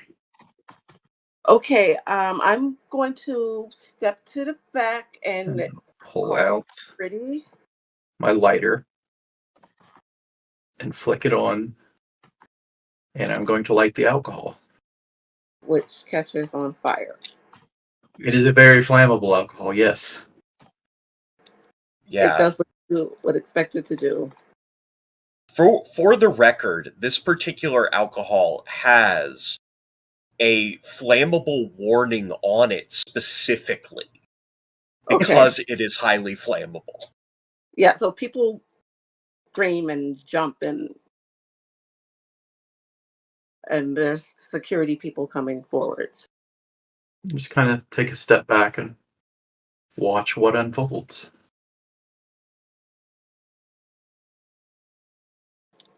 Security will approach you and ask you to come with them. What if I refuse? We will have to call law enforcement. Very well. Okay. And just as they are like radioing to call law enforcement, you hear a gunshot.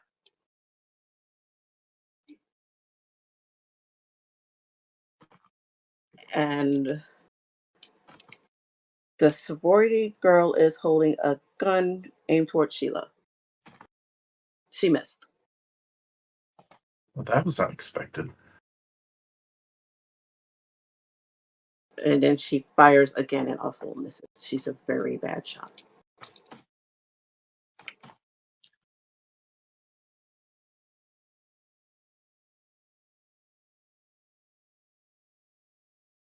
Perhaps you should give us some instruction, Brother Jody.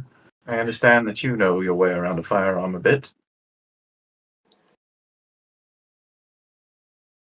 I have had an occasion to which I have had to pull a trigger, yes.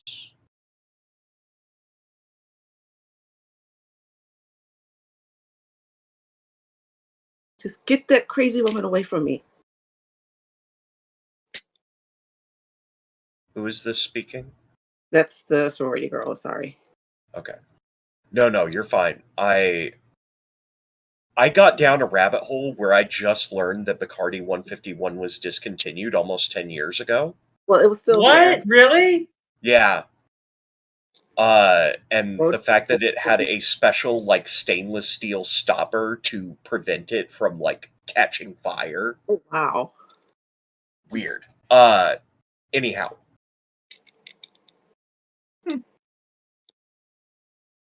Jody will stand up and walk to the sorority girl who has a gun. Yeah, her hands are like shaking and she clearly hasn't probably fired this before, but she is trying to keep this person away from that's been really bugging her. You see, the important thing, and Jody will put his hand like on the gun, is that you must never point the trigger unless you are willing to shoot. Turn it, grab the hand to force the trigger to squeeze. Back at. The girl? Yes. Okay, where is he aiming her to hit her at? Probably in the chest. Okay. I feel like that needs a roll. Makes perfect sense to me. Yes. This is actually going to well, maybe not unexpectedly. This is going to be a hard, I guess, would it be frailty? I don't. Either frailty or clumsiness, I would think. Clumsiness, hard clumsiness. Okay.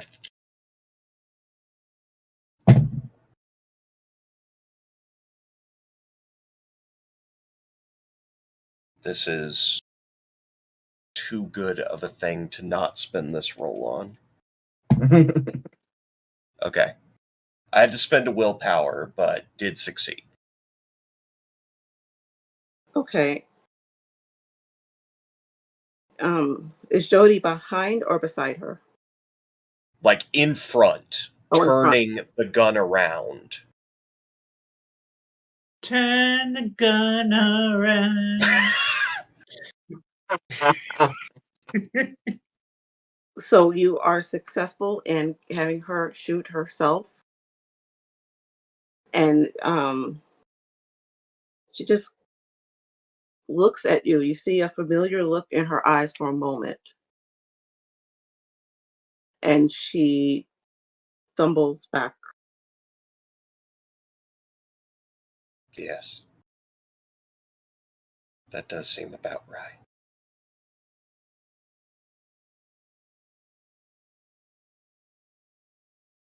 You tried to kill me. No. That is too simple a version of events.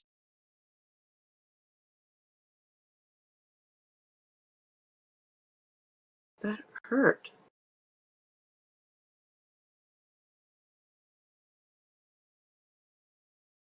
I'm sure it did.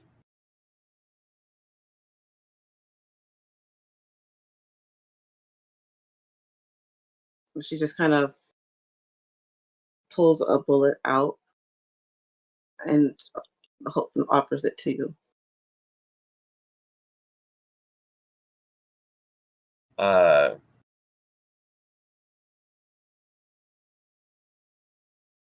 Jody will take the bullet, kind of turn it over in his fingers, say, I do despise waiting.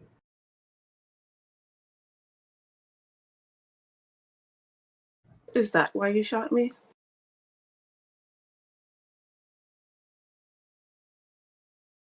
Don't you No, like what I gave you? no, that wasn't why I shot you. I shot you because you could never be what was necessary in my life.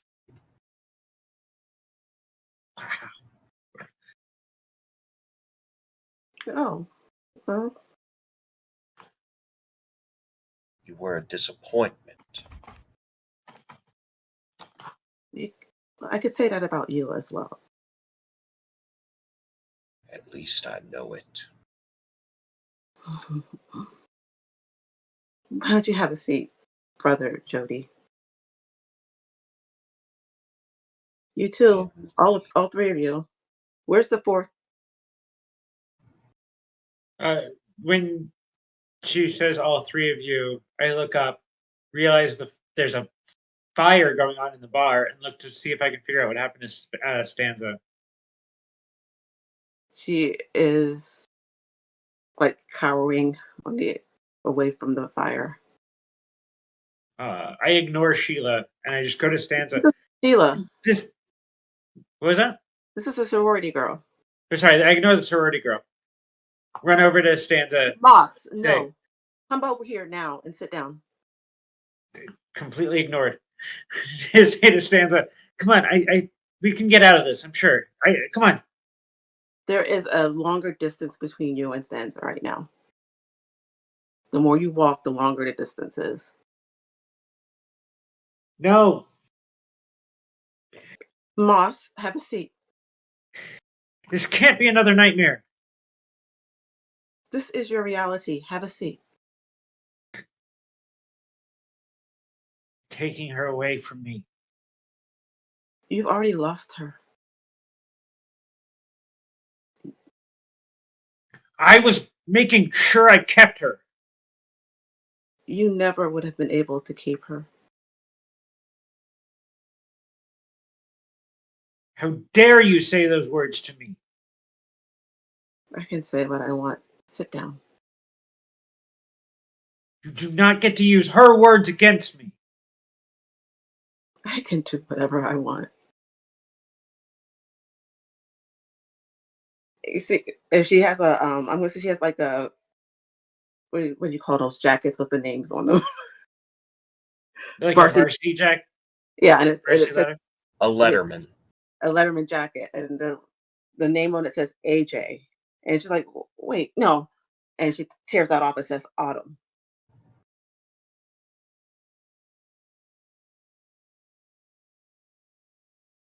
Yeah, this is my world.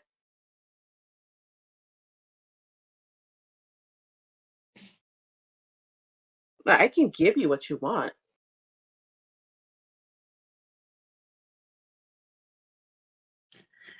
If Stay with me. You're mine.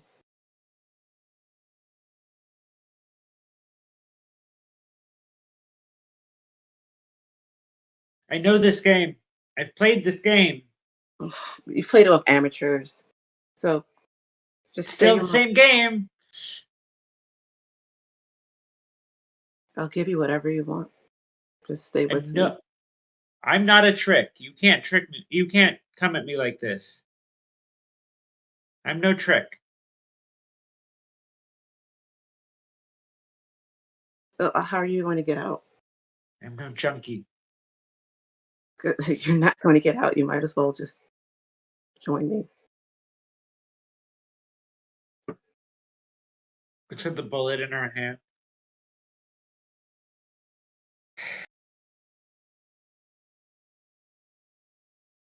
I mean, do you want to keep killing your friends and hurting their feelings, or losing people that love you?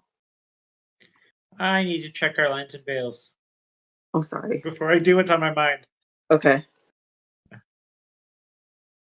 Uh, Dear audience, this is what we call good consent. Uh, okay. Okay. Okay. Um, it looks like it's a yellow for both of those topics, so I'm going to try to be veiled about these. About this, but I'm just going to look her dead in the eyes and say, "I quit," and then take the switchblade and turn it on myself.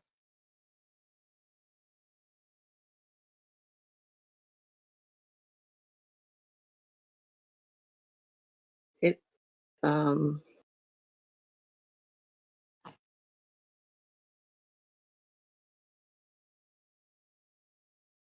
Sorry, I'm just trying to figure this out.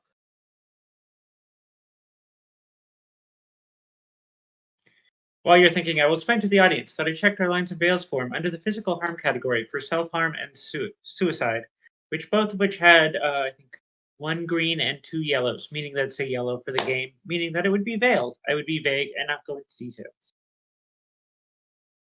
I myself brought a specific red. I'm just filling time. I'm vamping. I myself brought a specific red to that particular channel of describing a particular activity, because if we described it in detail, it would make my brain go weird places. So, I'm going to have you roll because this is going to be a conflicted check. Um,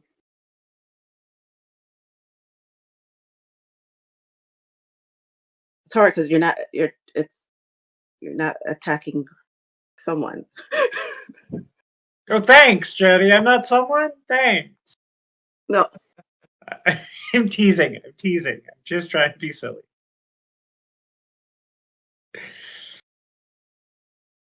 So am I? It's at a contested roll against myself. no, it's against. Just do a contested clumsiness, Okay. and he's Somebody. going to try to stop you. Okay. So I'm going to roll clumsiness. Somebody tell me how contested rolls work because I don't remember. Um, So for a contested rolls are, I mean, it's pretty similar. So you're going to roll all three of your dice against one of your attributes. There's no difficulty. Basically, you're looking at how many dice would have been a success. 2. Okay. And then whoever you're contesting against does the same thing.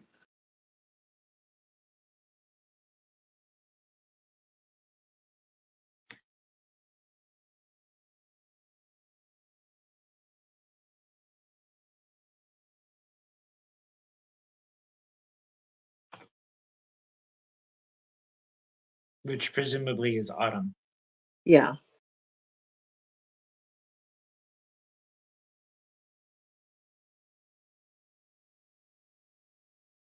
Um,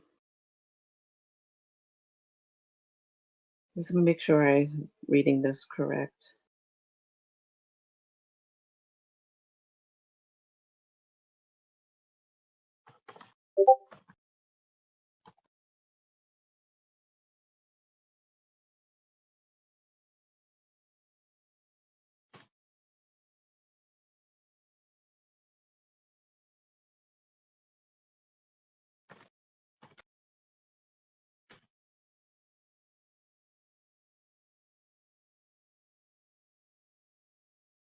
So did you 7? You're saying 7 of Autumn's dice would have succeeded? No, I'm sorry. I was reading it wrong. I was adding stuff up.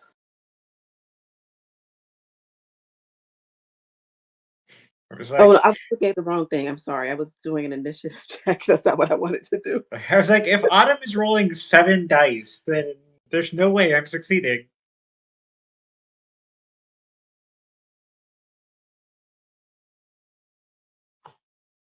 I'm sorry about that. I was doing an initiative check.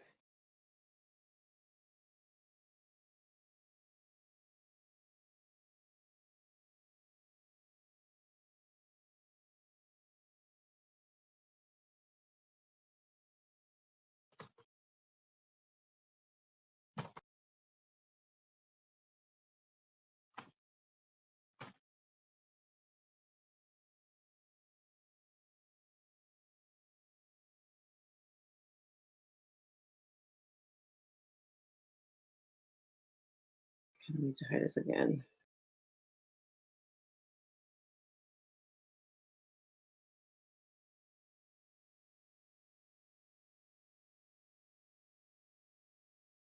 Okay, what did you get? 2. You got 2 successes? Mm-hmm. Okay.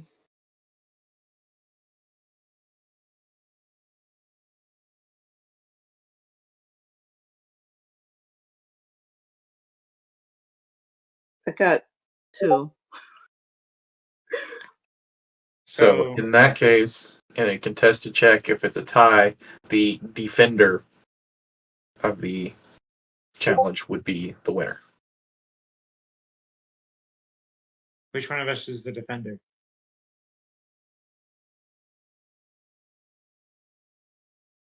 I think. I mean, I initiated the action, so I'm imagining I'm not. Right. That's my understanding is since Moss is the initiator, then technically Autumn is the defender, even though what they're actually trying to do is, Yeah. a little different. Yeah, I'm checking my understanding with Janie Okay. as GM.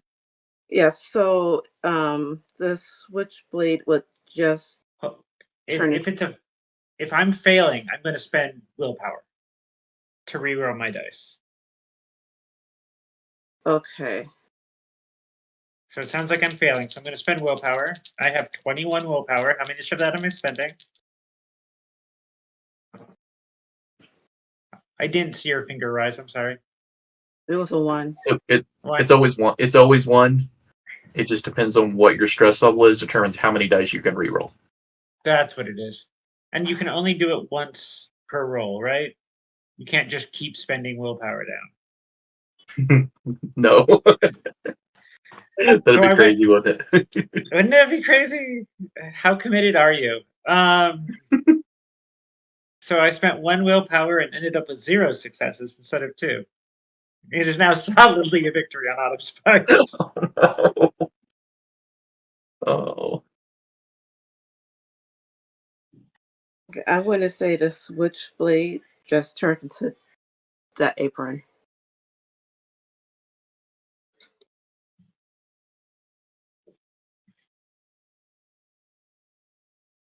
can't quit. No, I want to keep you here.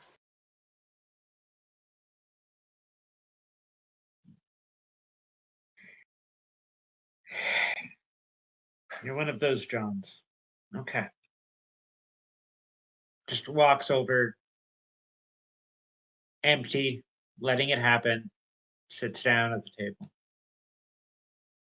Silent.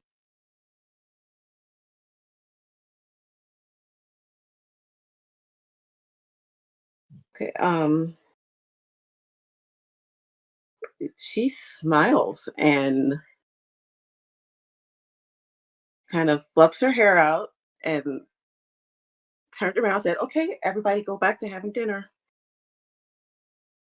Go back to having dinner." She says it a few times and people just kind of slowly go back to having dinner.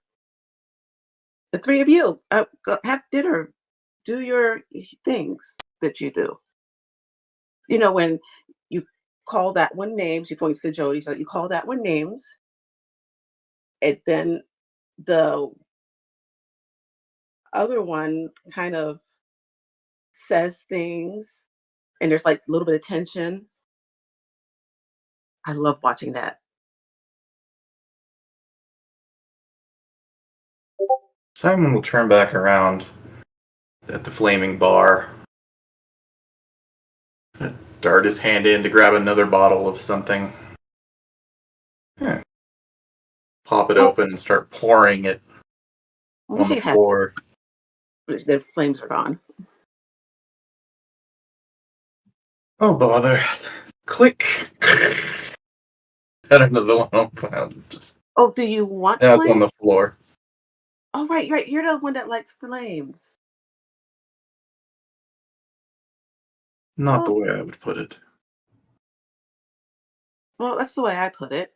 But I don't really want any right now, so just gonna. The bar is gone now, and the flames. Now, can you sit down and do your human thing? Would you consider this a successful hypothesis, Brother Jody? I would say that you are still in the midst of the experiment. True, but it has obviously provoked a reaction. So, not entirely successful, I suppose. What are you all trying to figure out what's going on? You still haven't worked it out? You'll have to forgive Simon. He has trouble believing. What are you still trying to work out? Well, all of it. Well, ask a question.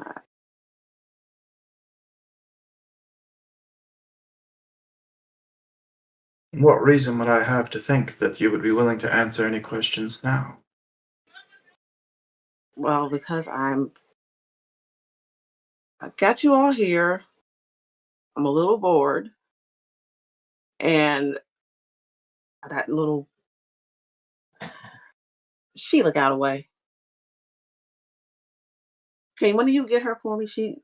She's messing everything up for me. No.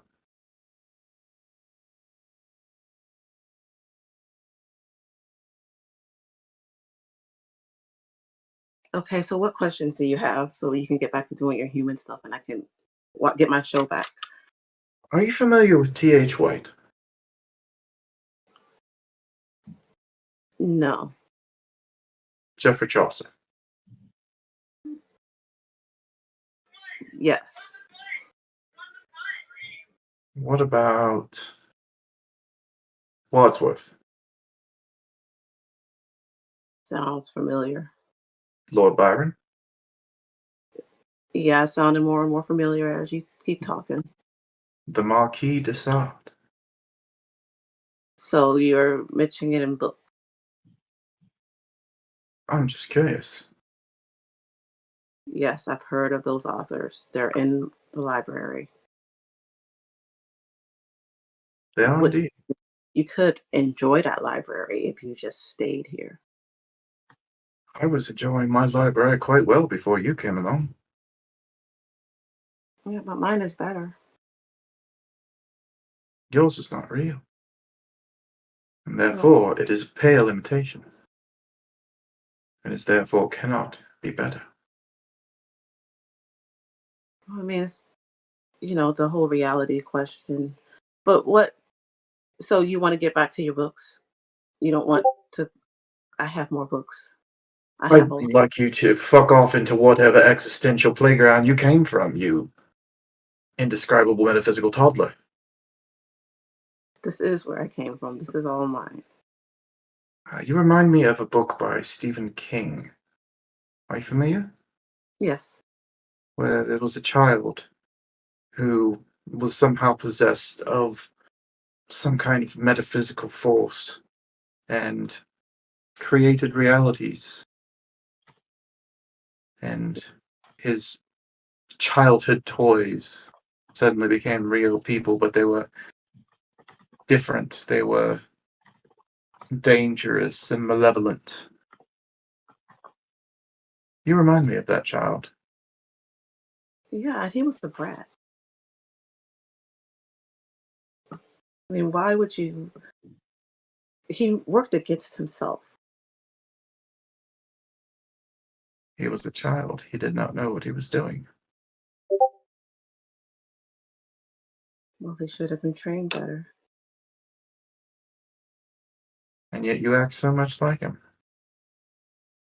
So do you know how to do this better? Of course not. Do you want to learn?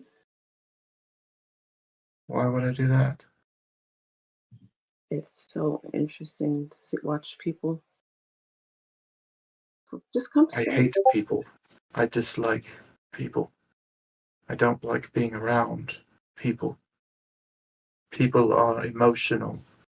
People are angry.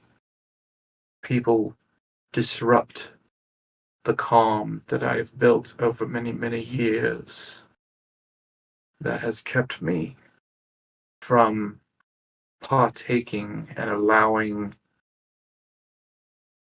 Is throwing a that blanket over urgency.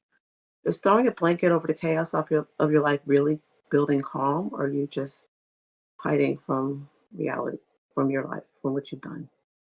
What's the difference? It's not really calm if everything is still out there.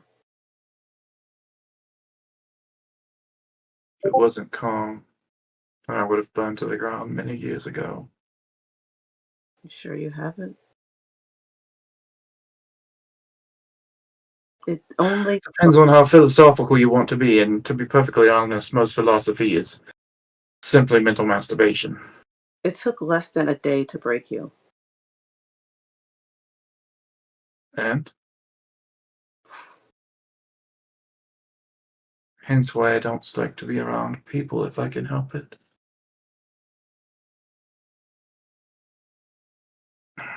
Still love if you stayed. I You could don't work give, better. I really don't give a good goddamn what you want.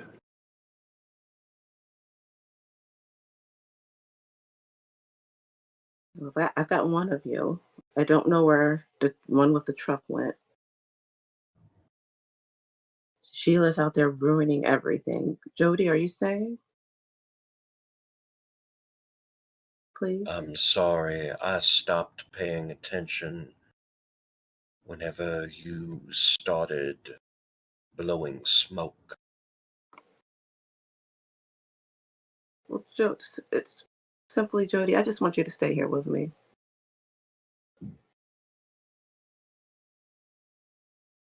That's fine. I did sign up for this. I'm not working with that Sheila person. I know what she signed up with you. Interesting. Do you want to go find her for me? Your question is if I would like to do something for you. Yeah, I'm giving you a choice. I'm not going to make you do it. The answer is an emphatic no. After all, I have been having plenty of fun destroying the scenery. Oh, my scenery. Indeed,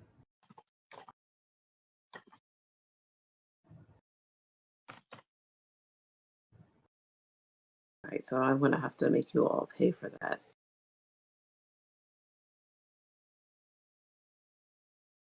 go on then. I will. I need to go fix some things. So you three, I'm sorry, just sit here and do your things, and I'll be back. And Autumn just kind of bounces, like tosses her hair and marches off.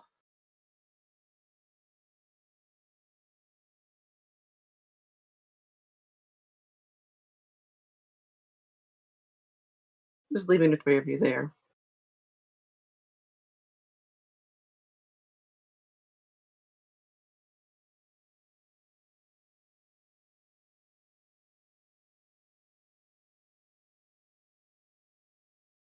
Have either of you ever seen Star Trek?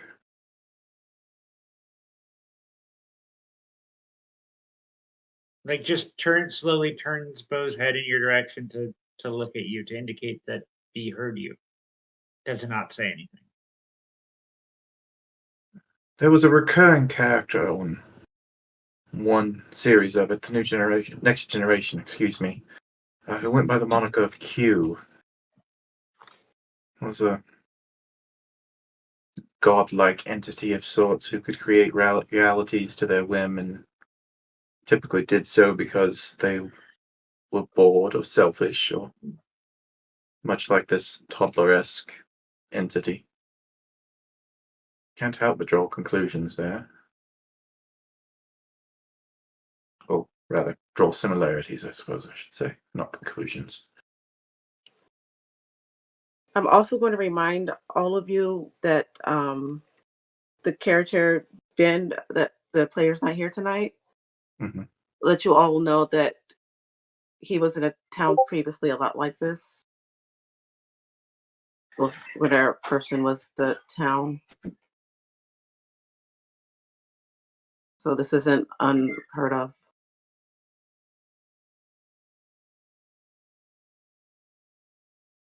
Yes. I mean, I haven't seen Star Trek. I do have my standards.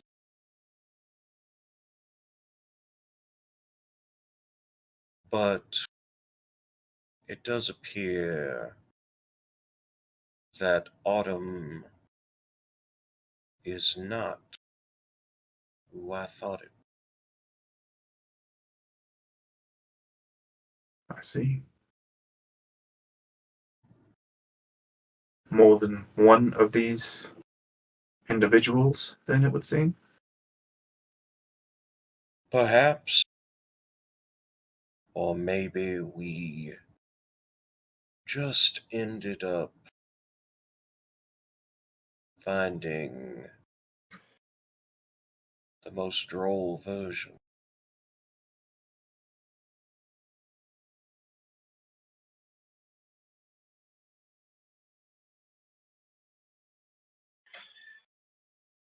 I wanted Well, I, to for stay one, here. no. As Monster says very like distantly. I wanted to stay here.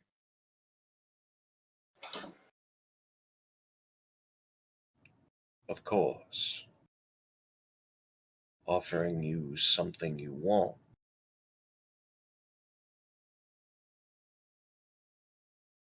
There are people out there that would take a perpetual hell just to have a piece of what they've lost.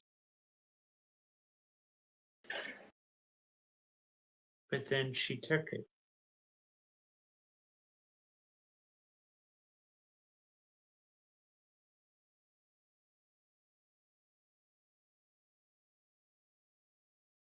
Joy can be sapped quickly, or it can be taken piece by piece, but it shall always end.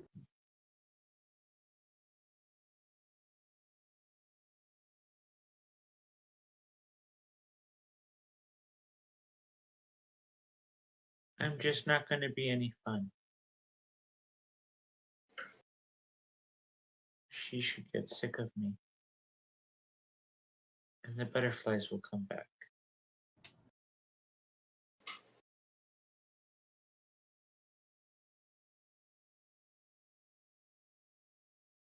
What happens, do you think, if we just leave?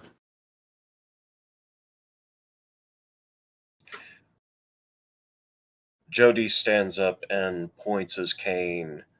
I would bet dime to a dollar that if you walked out that door, points back over to a fire escape type exit, that you would probably end up back there.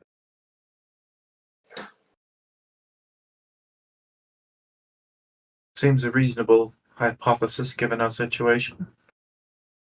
Put it to the test. Walk to the front door and try to leave. To the front door or the fire door? To the front door. Okay. You go out the front door and you are actually outside.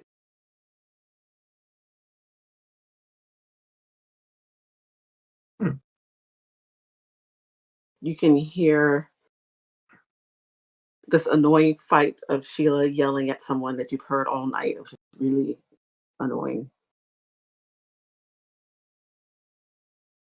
Reach back and open the door again. Well, it seems that whatever has been put in place here isn't quite what you may have thought, Jody, but I do hear your friend Sheila down there screeching like a harpy at someone.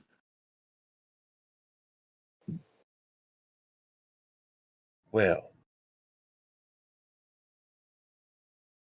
it may indeed be time to wish Sheila a hello.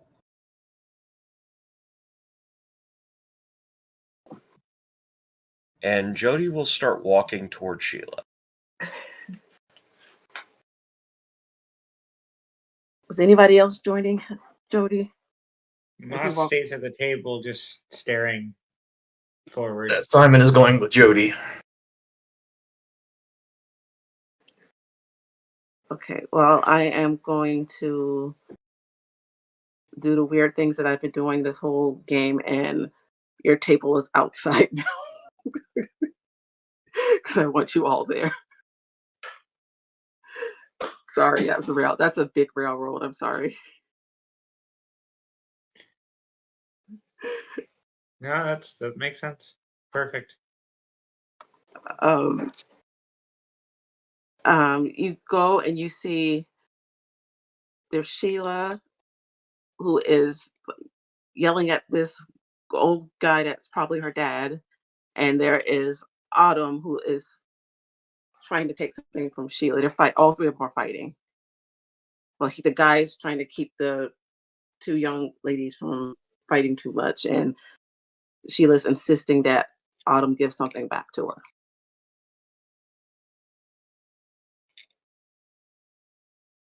Checking things. You know, Got it. my phone died, so I have to wait a moment Jody is going to walk up, tired of the situation, tired of waiting, and immediately escalate by taking the cane head to Sheila's throat. Okay. I'm actually going to say that knocks her out. I'm not making you roll for it.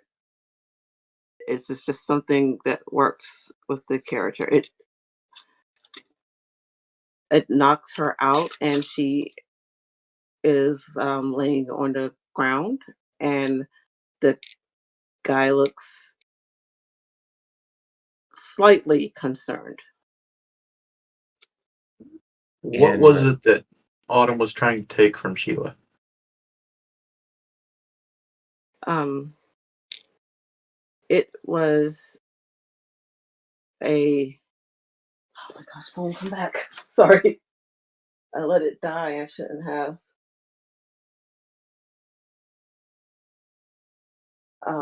Shoot. I'm just going to say it was a book.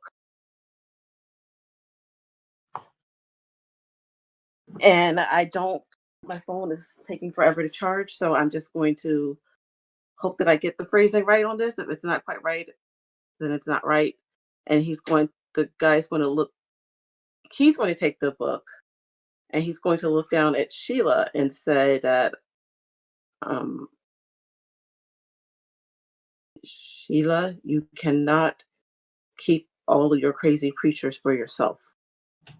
And then he is going to pull a gun out of his pocket and shoot Jody in the head. Would you like your exact phrasing? Because I Yes, have it. yes. What type of voice would you like it in? A little southern accent. Sheila, we talked about this. You can't keep all your evil creatures to yourself. And then he stands up and says, "Then you girls stop fighting now," and walks away. And Jody apparently bleeds out there. You got your wish, Sin. Yes.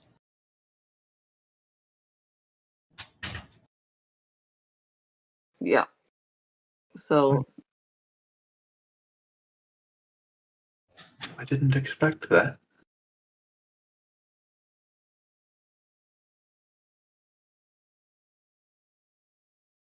Stop entertaining them. Sheila's sobbing over Jody. So there's that. Still unable to speak because she's been. Yeah. She's just crying. Can I pick up Jody's cane? Yeah, if you want to. Kind of stops, bends down and picks it up and kind of looks at Sheila for a second and he kind of examines his cane and then he's going to turn and swing it as hard as he can right at Autumn's head. Okay, that's still not sharp. Just roll and I'll just try to guess. It would be hard. No, medium, I'm sorry, because she's outside. I have a frailty of 2. I rolled a 6, 5, and 3, so any of them would have succeeded. It hits her, but I don't think it would hurt her. Just annoy her. I suppose it was worth a try. You're being entertaining. Am I? Just don't do Dreadful. anything. Just She'll toss it get away. bored.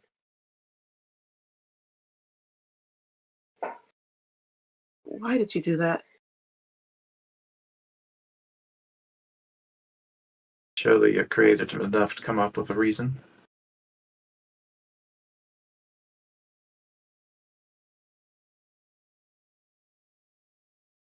Get a better weapon.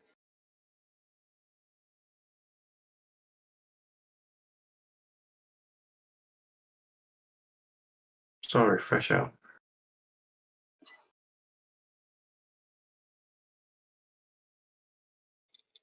Yeah, I'm going to take this and I expect to see the three of you back inside. And she's going to try to drag Sheila and Jody away. Sheila, who is probably fighting her again now to not be dragged away. Jody can't fight because Jody's dead. Moss isn't moving. Moss is sitting on the chair like, well, moss on a rock. Moss is dead on the inside, right? Pretty much. I'm gonna watch them for a moment. Turn and walk in the opposite direction. Right before you turn, you watch Sheila like sink her teeth into Otto's ankle.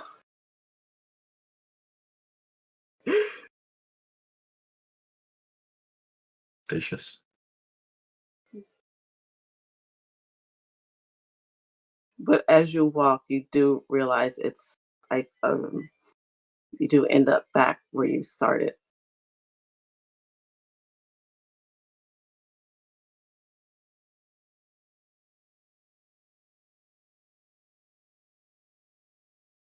Is there a street nearby? Yes. I go sit down in the middle of it. It's just quiet and dark right now. Okay. It's completely dark. There's no stars in the sky. There's maybe 2 street lights that seem kind of dim. And if any of you walk, you just end up back at that spot on the street. It's very quiet now, too.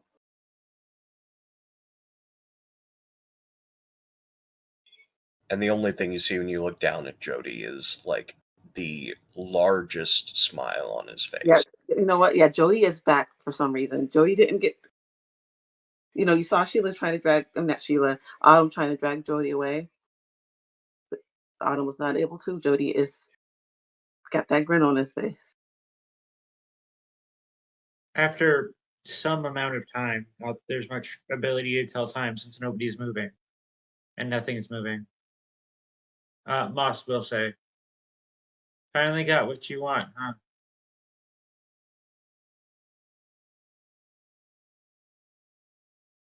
Two, Simon.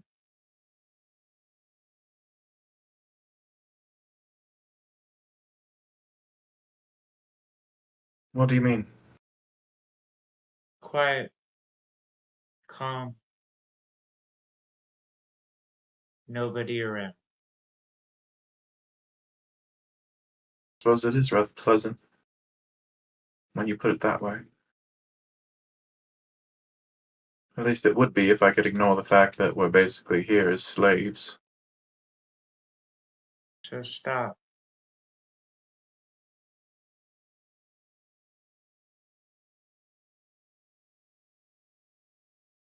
What, Moss, your phone rings again.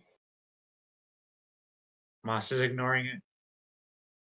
Even though you threw your phone, it's back in your pocket and ringing. Yeah, Moss doesn't even react to that.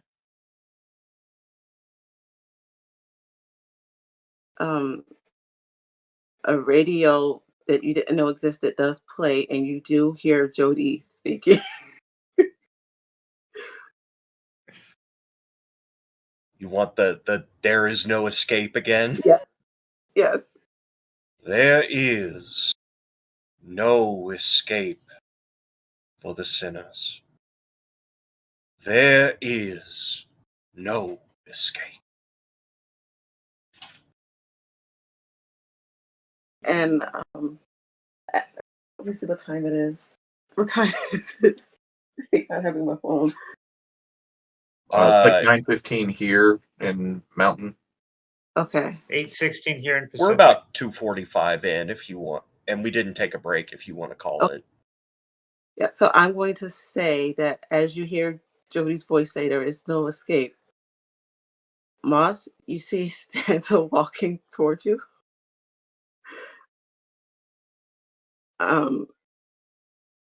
And I'm so sorry, Simon. You can hear a mariachi band start playing.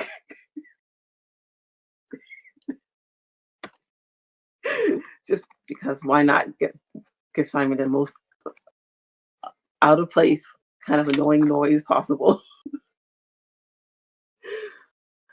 And you both know that this is just going to happen again and again.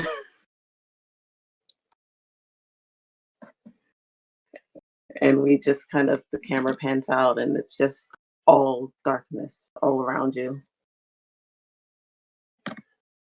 Now, I And do that- have impatience 5 and temper 4, so I don't know how long B can keep it. How long can Moss put up with it?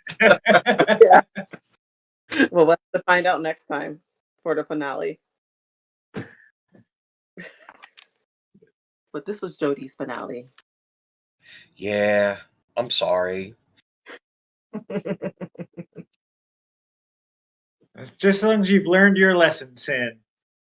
Yes, don't make a character that I absolutely hate.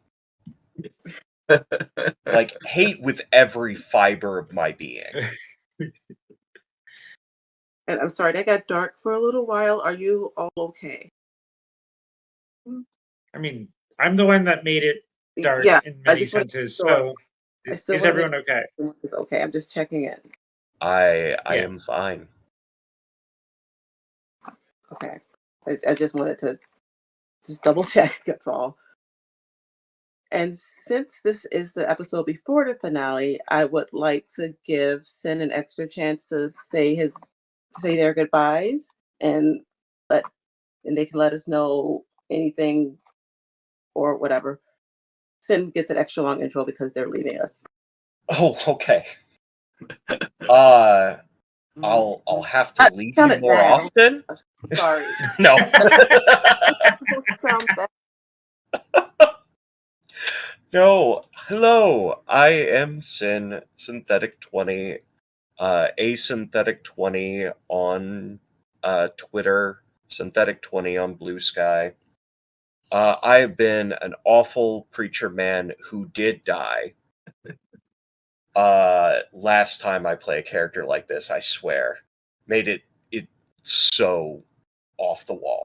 But I have things coming up, including tomorrow. I'm going to be back here on Singularity playing a character that I would play forever, which is Big Strong Girl at Gay Camp. And now Big Strong Girl trying to navigate a multi-person relationship for the first time. So that's going to be interesting. Then I will be back here on the 14th for Fragments of Tomorrow's Apocalypse, in which the Rift of Rapunzel might not just be a Rift of Rapunzel, because apparently her rift is connected to ancient Greece somehow. And we're going to find out how, because that's going to be fun. I've been promised that a certain character may appear from her backstory, which I'm interested in. Then on the 15th, I'm going to be on High Shelf Collective running a game of Worldwide Wrestling, which is going to be a mix of slice of life plus wrestling action as I take people through a wrestling promotion that is just starting an internet, like YouTube style channel. And oh my God.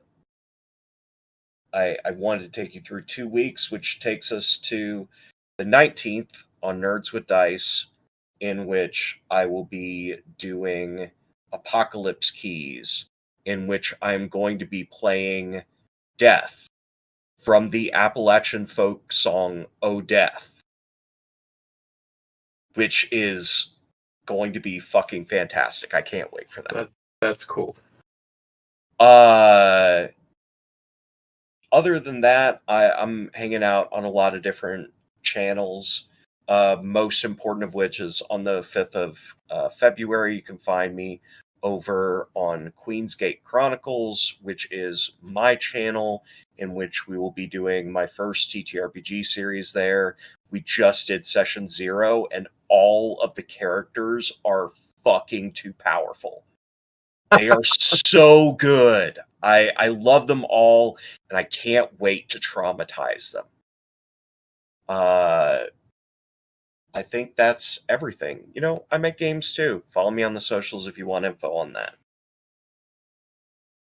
That's it for me. Okay. You two choose who's next. Fight it out. Fight it out, Rise. Sorry. I'm not the town anymore. Discuss it like friends, respectfully. You said fight it out, and I was like, mud wrestling? Or paper, scissors, rock. Paper, scissors, and it's Rise. Rise, go next. Hi, I'm Rise. You can find me. Where can you find me? Looks like I got a couple games left this month. On the 29th, I will be over on Lost Caravan RPG, which is usually where you can find me. But on the 29th, we are playing episode 2 of our game of Heart, which is such a cool freaking game. Made by the same people who made the game Spire. They're connected. They go together. Definitely check them out. It's a fantastically cool system. It's very atmospheric and freaky. So that's on the 29th over on Lost Caravan. On the 30th of Lost Caravan, we will be playing a game written by my good friend Danny called The Haunting of Duncan Hill, because we have somehow managed to talk her into running it a second time, even though we basically broke the game the first time by doing things we shouldn't have been doing and things she did not expect. And somehow we have talked her into doing it again, so we can further try to break her game and recruit more people into our little group of ghosts. Super fun, full of chaos. It is a good watch. That's pretty much all I've got going on this month as far as RPG related stuff. Otherwise, you can find me on Blue Sky as Rise, Rize. If you're interested, you can also check out Instagram under Raven Black Photography, where I do a lot of cosplay photography, nature photography, that kind of stuff. Just to throw that out there as well. And that's pretty much what I've got. Rice, did you say that you do mage photography? Because that's what I heard. I wish. That would be even cooler. I said nature? I was like, are You you know. an Unknown Armies character? Is this like a cinematurgy kind of thing? That's a really cool idea, though. Cinematurgy is a real school of magic in Unknown Armies. Also, y'all, Is Unknown it? Armies is an amazing game. It is. That's wild. Yeah, no, Unknown Armies is amazing. There's also, I'm not going to make this an Unknown Armies fan moment, but there's also Fulminaturgy, the school of gun magic, which is based around never firing your gun. But hi, everybody. I have lots of names. One of those names is Skunkheart.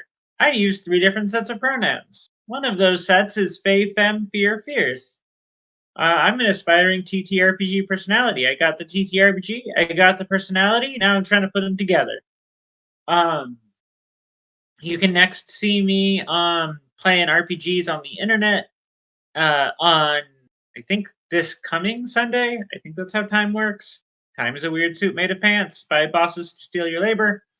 But this coming Sunday, I believe, on Singularity, right here, for Breaking Neon, a City of Mists campaign in which I play an ingenue rift of Scheherazade, who is a dark fantasy author, and in way over her head. And if you think this game was dark, we just recently saved the world by putting a baby back in a coma.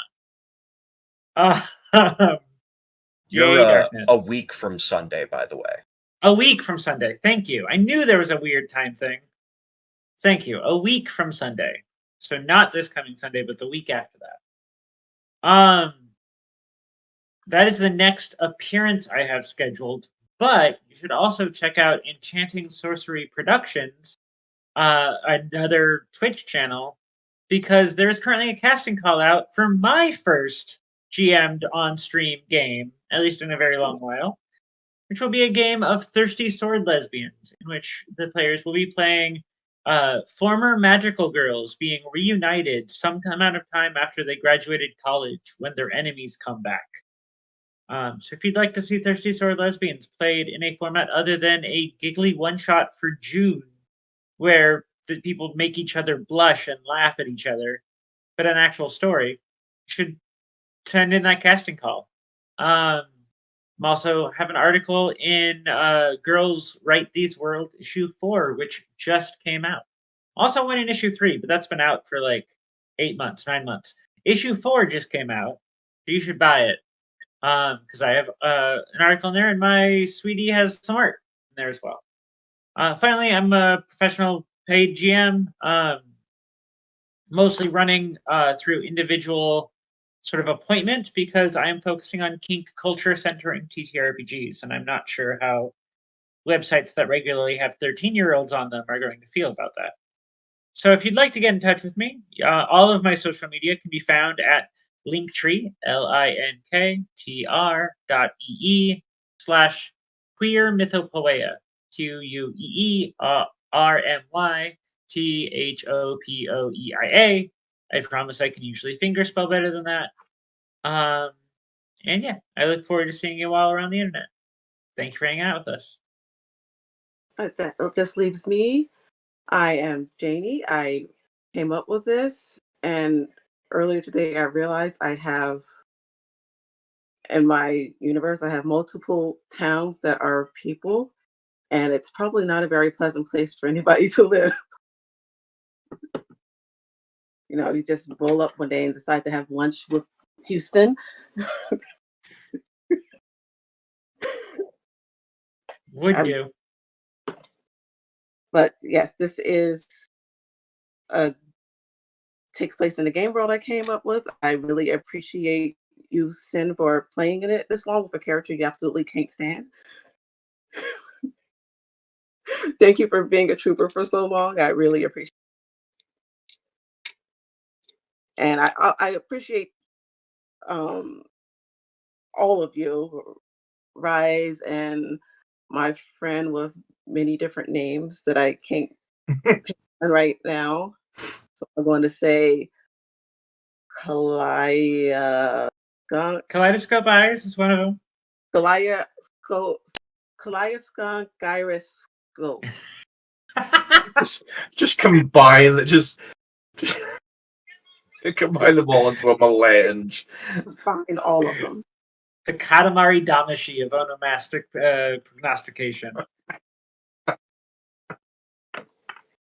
And I personally don't have anything else this week, but I will like to tell you that Singularity tomorrow is Camp Runners Cross at 8 p.m. Eastern. On the 14th at 7 p.m. is Fragments of Tomorrow's Apocalypse. On the 21st is Breaking Neon at 5 p.m. And the 25th is Heart of Darkness at 8 p.m. And the 27th is King's Gambit at 5 p.m. I'm in those last three. Oh, you know what? I forgot about Heart of Darkness. I don't have that on my schedule for some reason. Yes, We it just is. decided the date, so that's probably why. Apparently, I forgot to put it on my calendar. Well, all of you should put it on your calendar and all the other dates that I gave you to join us on Singularity. On Singularity or the Singularity might come. Yes, all of you. You don't know what game the Singularity might come, but it will come. Probably. I don't know. I have to check this. I have to check my documents. But yes, and that's what I was going to say, and that's all I have for now. There's more coming. I just don't know the exact details of it, so stay tuned. And we will see you all next time. Goodbye, everybody. Bye. Bye. Thank you for hanging out with us. Bye. Bye. Bye. Bye. Thank you for